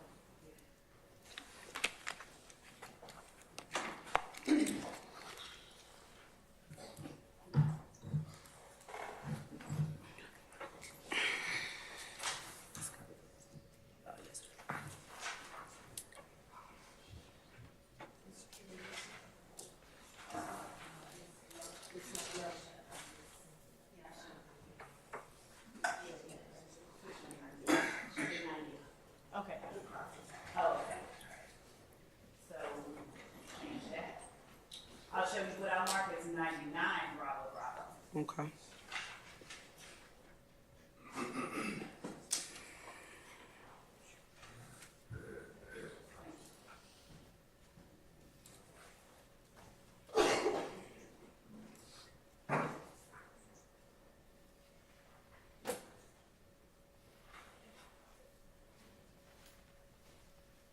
You recognize State's Exhibit 99 Bravo Bravo. Yep. How do you recognize it? It's my police resume. Okay. Is that a fair and accurate copy of your resume detailing your Yes. experience with law enforcement? Yes. Your Honor, the state tenders State's Exhibit 99 Bravo Bravo as evidence. I object to it as evidence, Your Honor. Do you know what this is? CV. I see it. For the purpose. For the purposes of determining foundation, do you have any objections to that? Yeah. But it was not tendered as that. It said the evidence. Objecting. Tendered as. I tell you, I'm going to admit it for the purposes of foundation. That's and only that. Okay. Thank you, Judge. All right. Have you received any recognition during your time? Did you receive recognition for your work while you were in the gang unit from any sources? Yes. Would you please tell the jury about those? I don't remember what year. Maybe it was. Thank you. 2013, I was the Atlanta Police Department's Officer of the Year. 2014, I was Atlanta Police Department's Investigator of the Year. 2016, I was Atlanta Police Department Crime Fighter of the Year. And just throughout my career, you get little Officers of the Month and Investigator of the Month, but those are the main three. And when you got those awards, tell the difference between the Officer of the Month, Investigator of the Month, or Officer of the Year. What's the difference between the two? Well, the one is for the month, and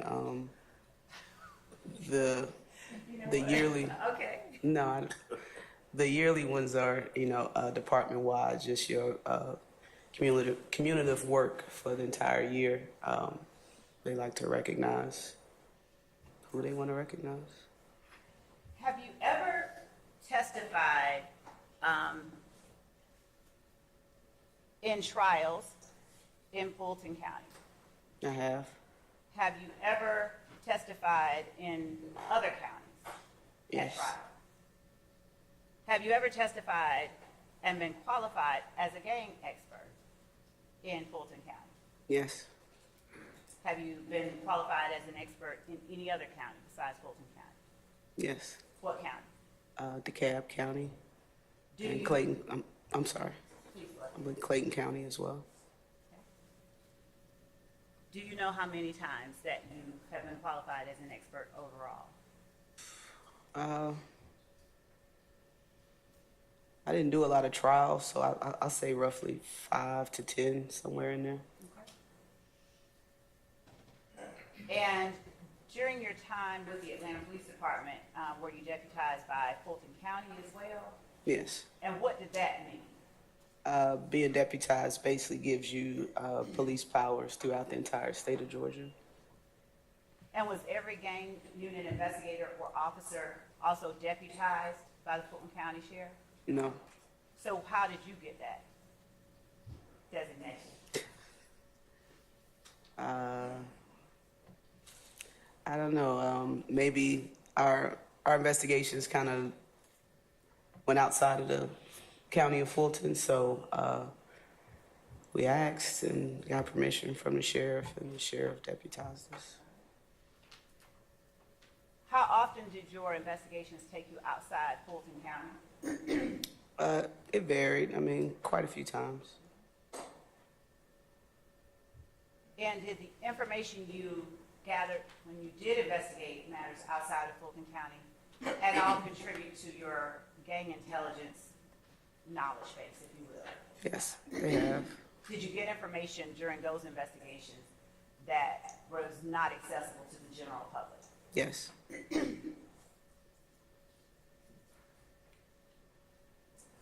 Just one moment.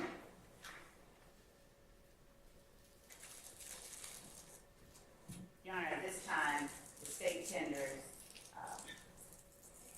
Ms. Gaither as an expert in the area of criminal street gang investigation and identification. Just one moment.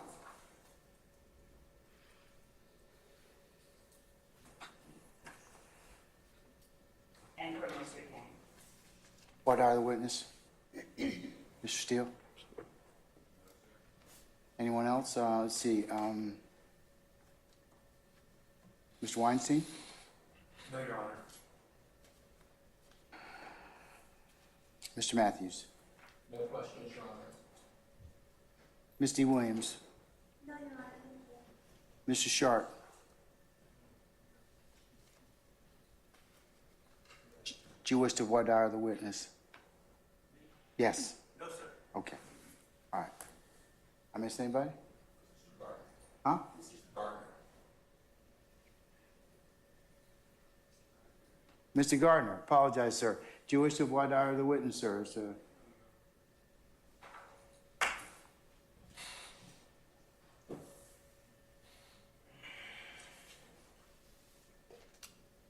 What was the designation you'd like to have her? Hold on one second.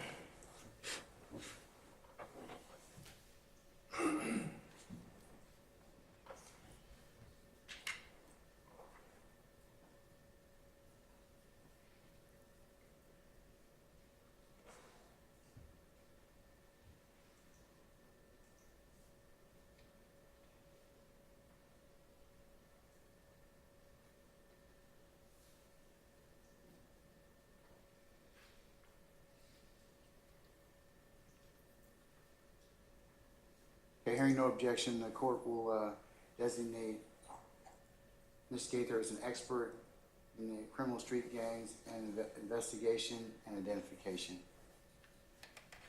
Criminal street gang investigations and identifications as well. Said that. Thank you. Thank you. Ms. Gaither, would you tell the jury how many criminal street gangs you became aware of during your time in the city of Atlanta while you were working with the gang unit? How many did you recognize? Do you even have enough? I don't. There were quite a few what we call hybrid gangs, which was like neighborhood gangs. And we slowly began to see a lot of the neighborhood gangs either fade away or migrate to the traditional national gangs. And what is the difference when you say hybrid gangs and neighborhood gangs between that and traditional or national gangs, as you call it? The hybrid gangs were more loosely formed. It wasn't a lot of structure as far as ranking and bylaws that they followed. The traditional gangs had more of those characteristics. The hybrid gangs were just initially neighborhood guys just committing crimes, really. But the national traditional gangs had more structure to them. What did you use, or what distinguished a group of people standing around wearing the same colors, speaking the same lingo, even using similar hand signs, from another group of people that you classify as a criminal street gang? If both sides are standing around claiming a particular gang and committing criminal activity, then they're considered a gang. And is it necessary that the people who are in the group you classify as a gang, that they be committing criminal street gang activity in order for you to classify the group itself as a gang? Sir. The law comes from the court. I'm talking about her and the way that she carried out her investigation, John. Under Olson versus State, which was decided 6 weeks ago, it's irrelevant with the APD policy. I didn't ask policy, Your Honor. The jury has engaged this witness. I'm going to overrule your objection, sir. You mind repeating that, please?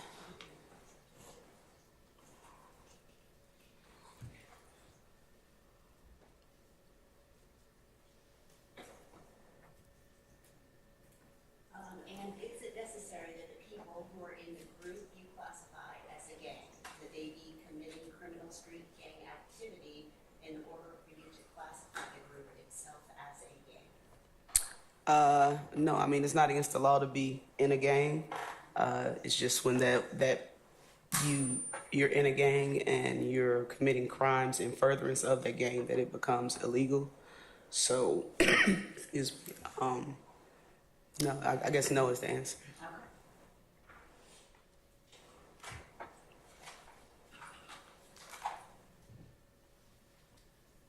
When did you first, what were the gangs that you first noticed when you did begin to recognize signs of gang activity in the city of Atlanta? You want the hybrid gangs or the Yes, the hybrid? first ones that you noticed in Atlanta. Some of the more well-known ones was CRG, which is Campbellton Road Gangsters. They were operating in Zone 4. We did see ROC, which was from Cleveland Avenue. 30 Deep, which operated in Mechanicsville.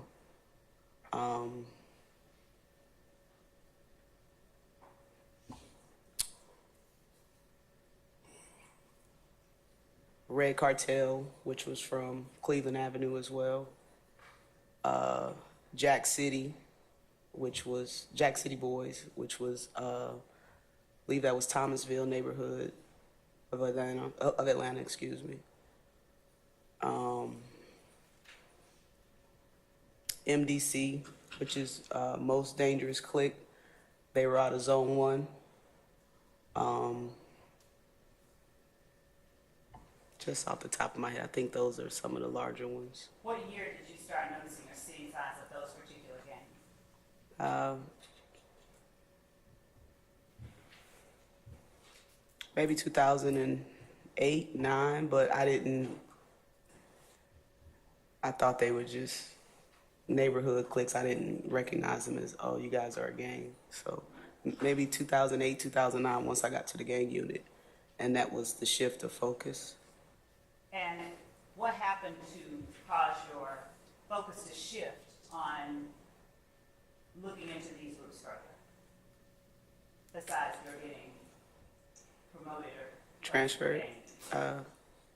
I guess just the understanding of the law and what the law considered a gang to be. It just kind of transformed into the work that I did and how I looked into, my investigations. What type of crimes did you see being committed by these groups? All type of crimes, narcotic sales. Like I said, the big thing then was the smash and grab robberies and burglaries. We had murders that we assisted with, the homicide unit with, aggravated assault, shootings. It was everything from A to Z. Fights in schools, vandalisms, spray painting buildings and stuff. And property crimes, did you ever see property crimes being committed by gang members? Yes, that's what a smash. I'm sorry. Asked and answered. I never mentioned property. I don't think she has. I'm going to overrule the objection, sir. Yes, property crime would be like a smash and grab, burglary. We also saw a lot of auto thefts, which would be considered a property crime. Vandalisms of buildings or apartment complexes with spray paint, putting up gang graffiti, that would be considered a property crime. Prior to your getting transferred to the gang unit, if there's, say, a drive-by shooting at a house and no one's hit or hurt, generally speaking, what happens to that type of case? Is it investigated further, generally speaking, before you got into the gang unit? Relevance and also vague, which one are we talking about? I'll sustain this to vague. Thank you. I'll You can rephrase. rephrase. Thank you. Was there anything that you noticed about property crimes that did not involve a person being hit that caused the Atlanta Police Department to treat those crimes differently after the gang unit began investigating gangs? Yes. After a while, we noticed, I want to say it was maybe 2015, 2014, that damage to property crimes were not being investigated.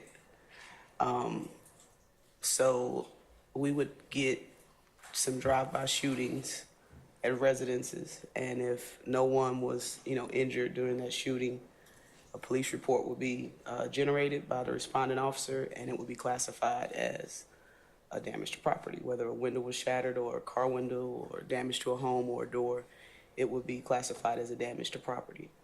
Well, those reports are generated, they go to central records, and that was it. It was no further investigation.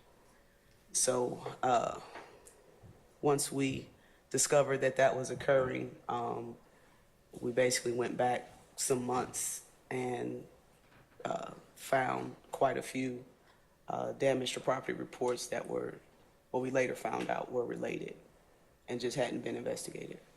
Could you do me a favor? Could you speak directly in the I'm microphone? sorry. And use your outside voice so we can. This one? Yeah, that one. That's Okay. right. So we can hear you a little better. Thank you. Yep. Yeah, so we essentially went back to investigate a lot of these damage to property reports, which we found were related to a ongoing bigger investigation, which changed how Atlanta police categorized damage to property reports. Did those damage to property reports mainly involve shootings at residences where no one was actually hit? Yes. The ones that we were focused on, where it was shots fired calls or residences shot, if there wasn't a person necessarily like standing in the window or standing on the porch, and it was just, the property was damaged, that's what the crime would be. It would be a property to damage to property, and it wasn't being investigated. At any point during your time with the Atlanta Police Department, did you become familiar with a group calling itself Young Slime Life or YSL? Yes. Do you recall when it was that you became aware of the existence of such a group? Roughly 2013. And what put that group on your radar? Well, the group was essentially already on the radar from its affiliation with Raised on Cleveland, Rock Crew. And we began to see the members who we had previously identified as members of Rock Crew were now claiming YSL, Young Slime Life. So, I mean, they had already been on the radar. It's just we hadn't heard of the name Young Slime Life before. And were the members that you became aware of only from Rock Crew, or were there any other groups that you saw these members had prior affiliations with? Yeah, we saw early on members from Red Cartel were now claiming to be Young Slime Life. We saw, I believe it was Block 125 or 125 Block, something like that. They were associating themselves with Young Slime Life. And later on, years later, we began to see members of 30 Deep were now claiming to be Young Slime Life. So, and then the traditional gang of Sex, Money, Murder began associating, or the association connected with Young Slime Life. When you first became aware of the existence of a group called Young Slime Life, or YSL, did you find any criminal activity being committed by members of that, or did you just hear generally of the group itself? Yeah, Rock Crew early on and Young Slime Life, we investigated numerous crimes from robberies to auto thefts. Rock Crew were responsible for quite a few ATM thefts in the city, smash and grab ATM thefts. So those were the crimes early on that were associated with them. And based on the training, experience, intelligence, and knowledge that you gained during your time at the Atlanta Police Department's gang unit, do you classify Young Slime Life, or YSL, as a criminal street gang? Yes. Did you identify persons who were either members of or associated with Young Slime Life during your time with the Atlanta Police Department? Yes. How did you identify those persons as being affiliated with or members of YSL? Refer back to the 6 points that I was taught by APD on what we look for. Also, the main one was admission or self-representation. And were there particular victims that were being targeted in those robberies you mentioned, or no particular? In other words, who were they robbing? I don't think it was a particular group of persons. Whoever had something that they wanted. I mean, wasn't any boundaries on who. Was it uncommon to see robberies of drug dealers by gang members? No, it wasn't uncommon. How often would you see that? Happened all the time, but we didn't get a lot of reports from the drug dealer to say they stole my drugs and money. So, but sometimes we did. And when you got those, did you investigate the robbery itself? Absolutely. And did you, even though the victim is a drug dealer, did you try and prosecute the person who robbed the victim? Absolutely. Okay. Did you identify specific people that, based on your training, experience, knowledge, and background, were members of YSL? Did I investigate? Did you identify? Identify, I'm during your sorry. time? You may, sir. Step up.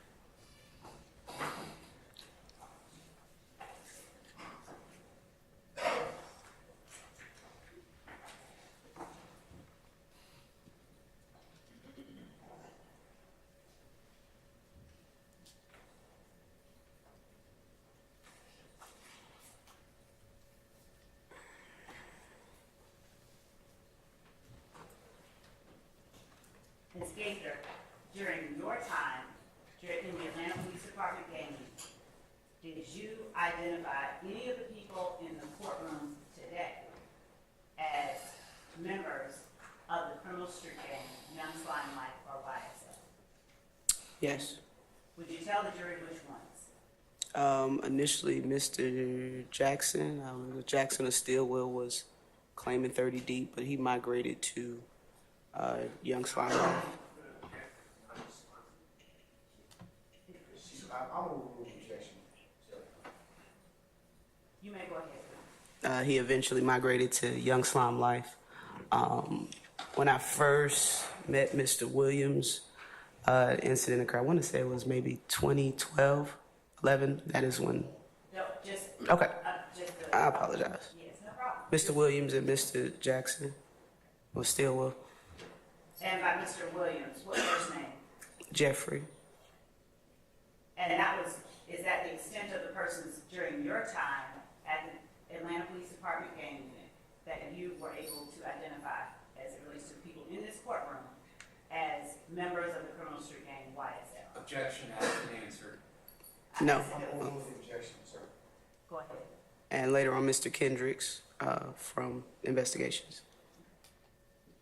And is that Diamante Kendrick? Yes. Did you personally have an opportunity to have personal interactions with either or all of these individuals during your time with the gang unit at the Atlanta Police Department? Two of the three, Mr. Kendricks and Mr. Jackson. And by Jackson, are we talking Shannon Stillwell? Yes. Shannon Stillwell. And would you just identify for the record where each of those persons is situated in the courtroom by an article of clothing or? Yes. Mr. Kendricks. I'm stipulating Mr. Williams is sitting next to me. We identify. So noted. And Your Honor, I'll stipulate Mr. Stillwell is seated right next to me. I so noted, Mr. Sharp. And I will stipulate that Mr. Kendrick is sitting next to me. Not getting up or anything like that? Oh, don't worry about it, don't worry about it. All right, yes, thank you, Mr. Weinstein. So, Your Honor, All right, so noted. so the record will reflect that these are individuals that the witnesses have identified. It shall. Thank you. Your Honor, this is the point at which, just one second.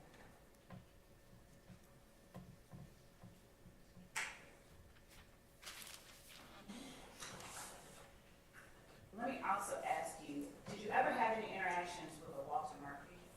Yes. Did he go by the name DK? Is that the same Walter Murphy we're talking about? Yes. Did you identify Walter Murphy as a member of the criminal street gang, Young Slime Life, or YSL? Yes. And what about Trontavious Stevens, who may have gone by Tick or Slug? Did you ever have any opportunity to interact with him? Yes. And did you, based on your knowledge, training, experience, and background, determine whether or not he was a member of the criminal street He gang? being who? Who, madam? Trontavious Stevens, my apologies. Yes. As a member of the criminal street gang, Young Slime? Yes. What about Helen Treadwell or OG Bentley? Yes. He's also a member of the gang YSL. Yes. And what about Antonio Sledge or Moncton? Is he also a member Yes. of YSL? Yes, ma'am. Quindarius Zachary or Lil D? Is he also a member, based on your training, knowledge, and experience, of the gang called YSL or Young Slime Life? Yes.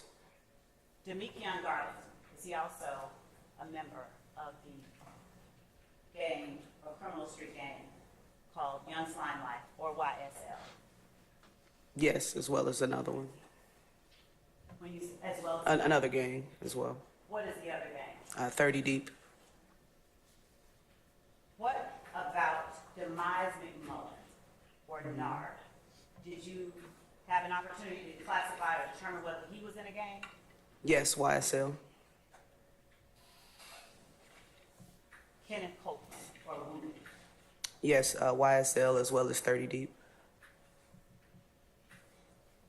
Is YSL the only gang affiliation that you determined for Shannon Stillwell or Shannon Jackson? Your Honor, ask the answer. I sustain the objection. Thank you. And Your Honor, at this point, the state gets to get into this witness as a fact witness. Okay. Ladies and gentlemen, given that one of your members has to leave, it might be just for an appointment that we've already talked about. It might just be better if we just broke and recessed for the day. I let you just have lunch and just go ahead on and enjoy your afternoon. So what I'd like to do is just recess you all for the day. 1 second.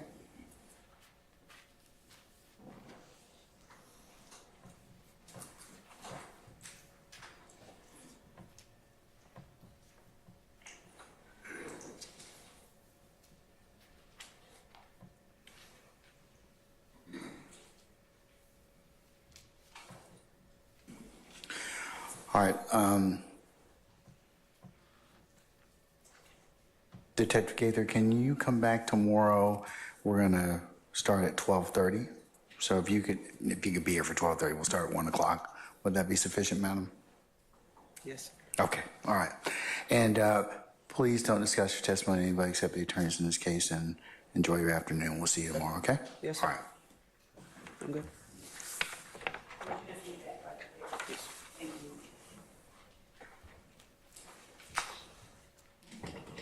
Yeah, good afternoon.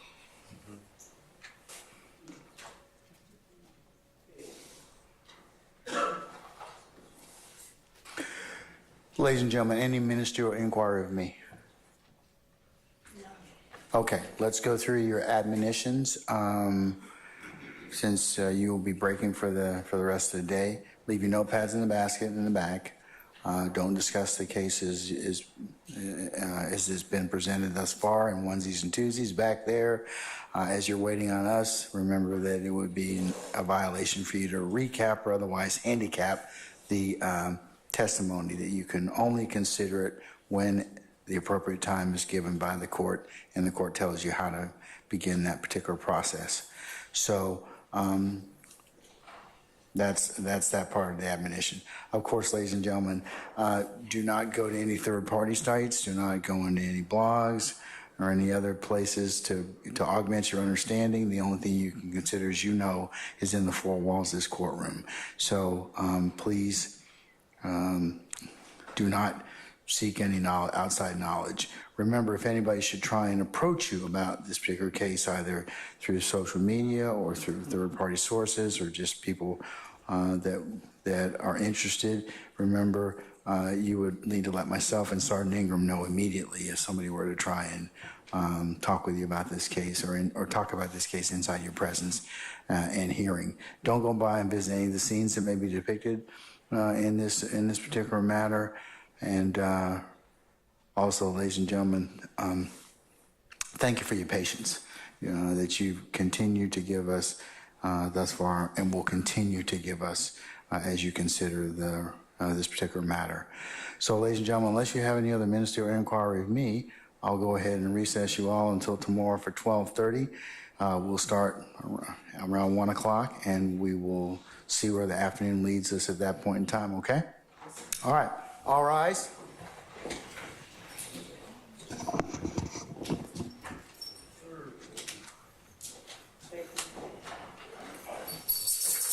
Jack's already in there.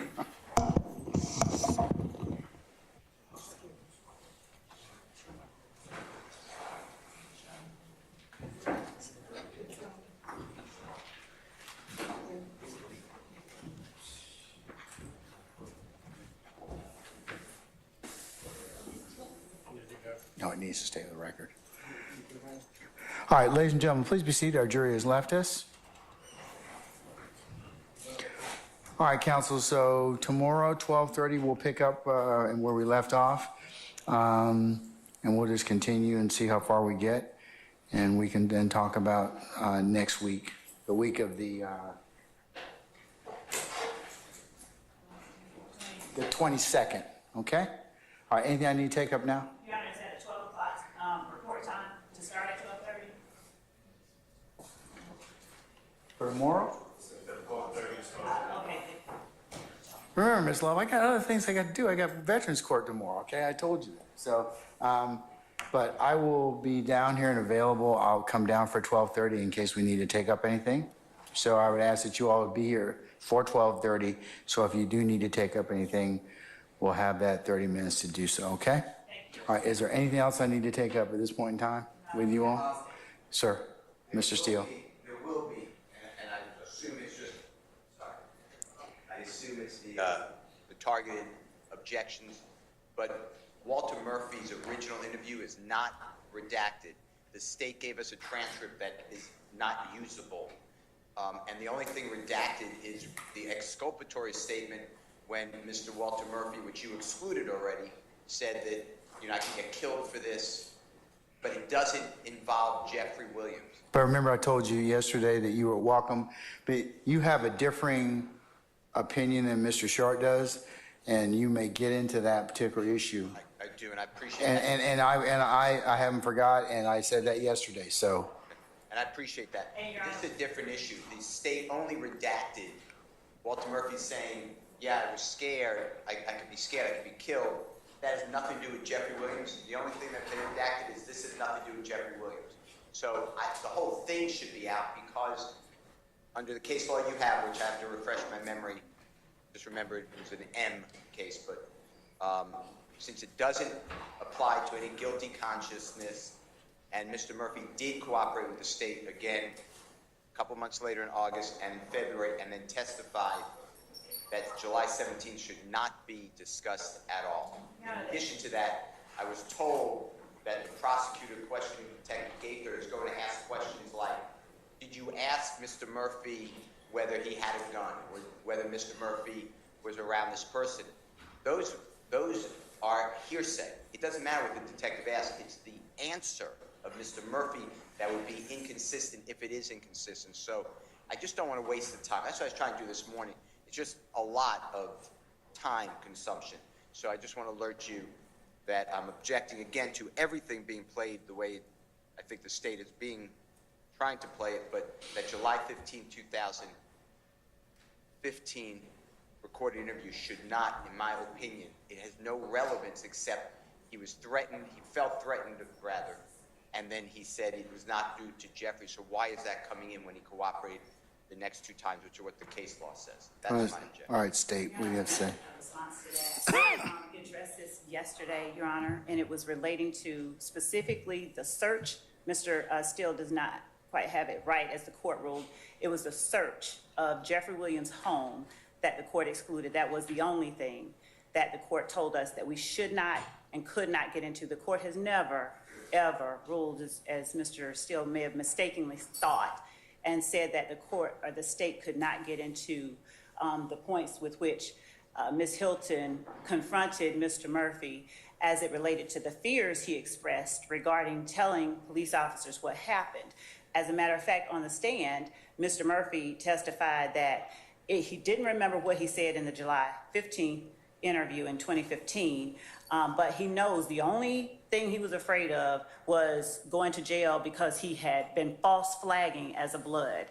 He made that assertion numerous times on the record, and that has never been the subject of a point of contention that the court has addressed that we would not be allowed to get into, because the court, as a matter of fact, looked at it, analyzing it under a party's bias, a witness's bias, or motive, or leaning towards a particular party. And I think that statute is 246622, I believe we brought it to the court. Yes. I'll look it up and make certain.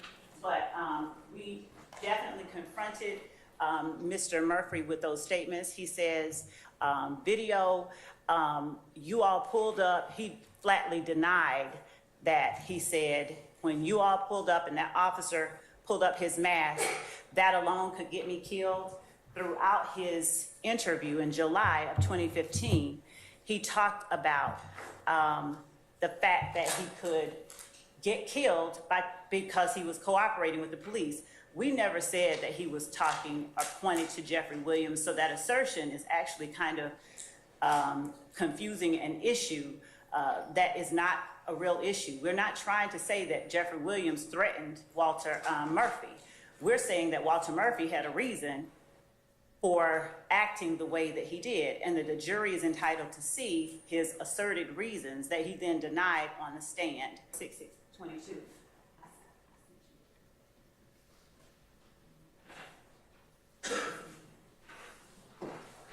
So 622, 17.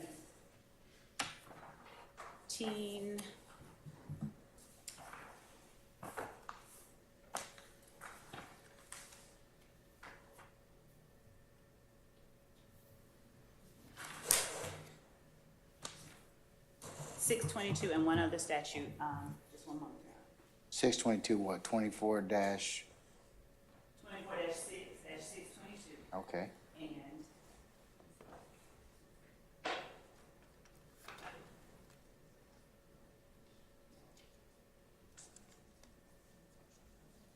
And we argued this very point 2 weeks ago when we talked about the other redactions, and the court ruled that we were allowed to get into this because it was a matter that he. Yeah, you just can't talk about just general fear. It has to be related to one of those. And he talks about it in Okay. the. All right. I did rule upon that already. All right, anything else, sir? I filed a motion in limine. We had the conversations, we had all the cases. The court had read them beforehand. I gave you all the 8 cases, I believe. And then the state asked one question. If it was Miss Hilton, the Honorable Miss Hilton, said that he didn't remember saying that. Asked another question about fear. I asked approach. You said move on. Sustain the objection. I don't know how it's now going to be played, and I'm objecting to it. The court has ruled, and it is character evidence, and they took out it.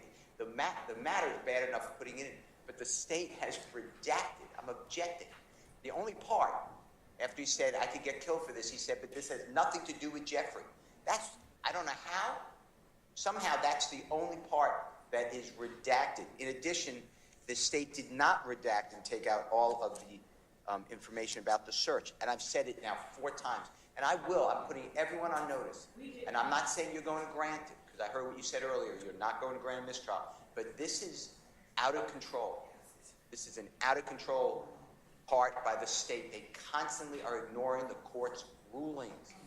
So I'm objecting. I put it on the record now, and then whatever happens tomorrow happens. I understand you could deny it. And then Well, I hope it won't come up. It won't come up because you do need to trim out that, and I trim out those particular things about the search of Mr. Williams' home. Well then, you know, here's the thing. Why don't you all get together and make sure that it's done, and you see it. So, Mr. Steele and I have had a number of conversations about taking out the part of the search. Okay, let's break it down. So the search of the house. Has the issue involving Mr. Williams' home been taken out? Yes. Yes or no? Yes, but the version that we're going to use is very similar to what we saw yesterday. So what the state intends to do, which is the transcript we sent over this morning, is the highlighted area, which is from 2:49 p.m. and 51 seconds to 2:49 p.m. and 51 seconds to 2:50 p.m. and 11 seconds is the area in which Ms. Gaither talks to Walter about the search. That is out. We've highlighted that area. We've redacted it. We will redact it by muting that portion of the interview. The only other part that Mr. Steele is talking about is what we discussed yesterday, which is the mentioning that Duke, which is a co-conspirator, was at the house at the time of the search. You ruled that could come in, that Duke was at the house, not that can't come in. So the only thing about the search that is there in the July 2015 interview, because I want to be real clear, is that Duke was present. Now, if we need to take out the word search, we can take out the word search, but that Duke was present at Mr. Williams' home on July 15th, when DK was arrested, is very relevant because that's another co-conspirator who was at the house at the time in which another co-conspirator, Walter Murphy, was arrested. Well, take out the word search. So we can take out the word Take out search. search, Walter Murphy being at the house, Duke being at the house, yes, it would be relevant. So, all right. What else is, now, are you gonna include back in what Mr. Steele said about the exculpatory portion of him, Walter Murphy saying, but this has nothing to do with Jeffrey? That's not I don't know what Mr. Steele's referencing, so I would need to know a Is it in the timestamp. tape? I need to know which tape he's referencing, but it's because the only thing that the state is redacting from the July 2015 interview is 2:49 p.m. and 51 seconds to 2 p.m. and 2:50 p.m. and 11 seconds. So is So that- outside of that, the state does not intend to redact anything else. So is that in? Yes. So the only thing based that's on being this. redacted is the 2:49 to 2:50 and 11 seconds? Yes, and then we're going to find this one-word search by Duke's name. We are definitely taking that one word out, yeah. So I need to find where that is in this transcript. But outside of that, everything else is in. Can you caucus or gather with Mr. Steele and just make sure that that is done, please? Yes. All right. Mr. Steele, you're going to give it. The court also ordered, pursuant to my motion, the state actually conceded it, that they would not be getting in that same day, that there was a search of a studio, a record studio. Has nothing to do with Mr. Williams. Has nothing to do. I don't recall that. Well, Was that part of your, motion, yes, and you ruling, and I would have to ask Madam Court. well, no, here's the thing. I don't think your motion limiting Williams number 50 has that particularity in it. It was before this. We did it weeks ago. I raised this issue weeks ago. And You're I right. asked about Can you this. tell me what, can you tell me what motion was in, sir? I mean, I'm not saying you did. I know, I'm not challenging. No. I'm just saying, can you tell me what? Can I sit down for a second? Yes, absolutely.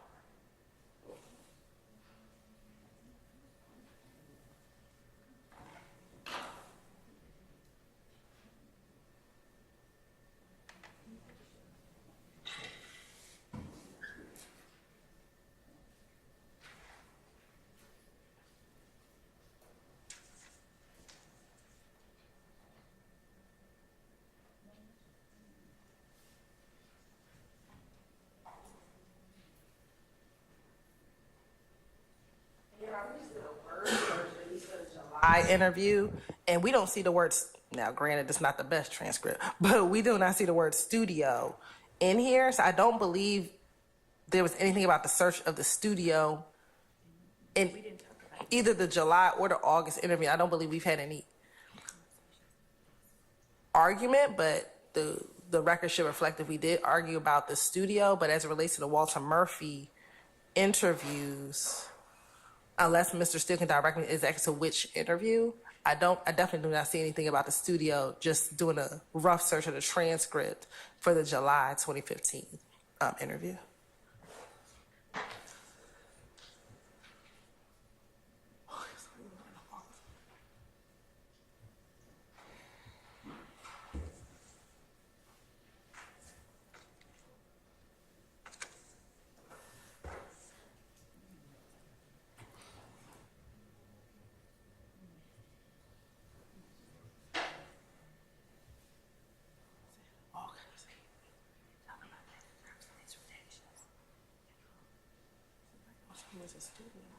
So, Ms. Hilton, if what you're saying is correct, there's nothing in the July 15th interview in respect to the search of the studio?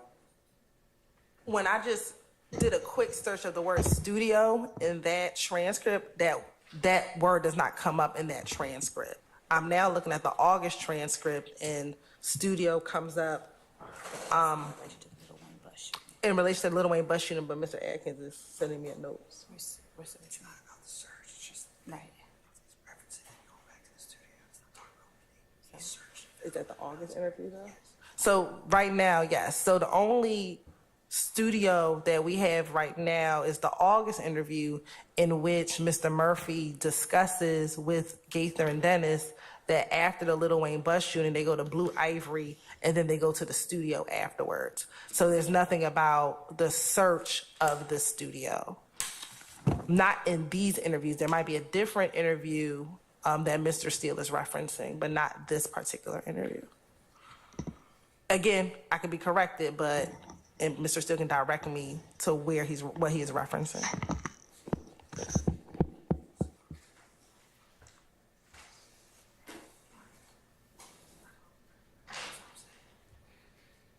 Mr. Steele, do you have it, or you have it located? I am looking.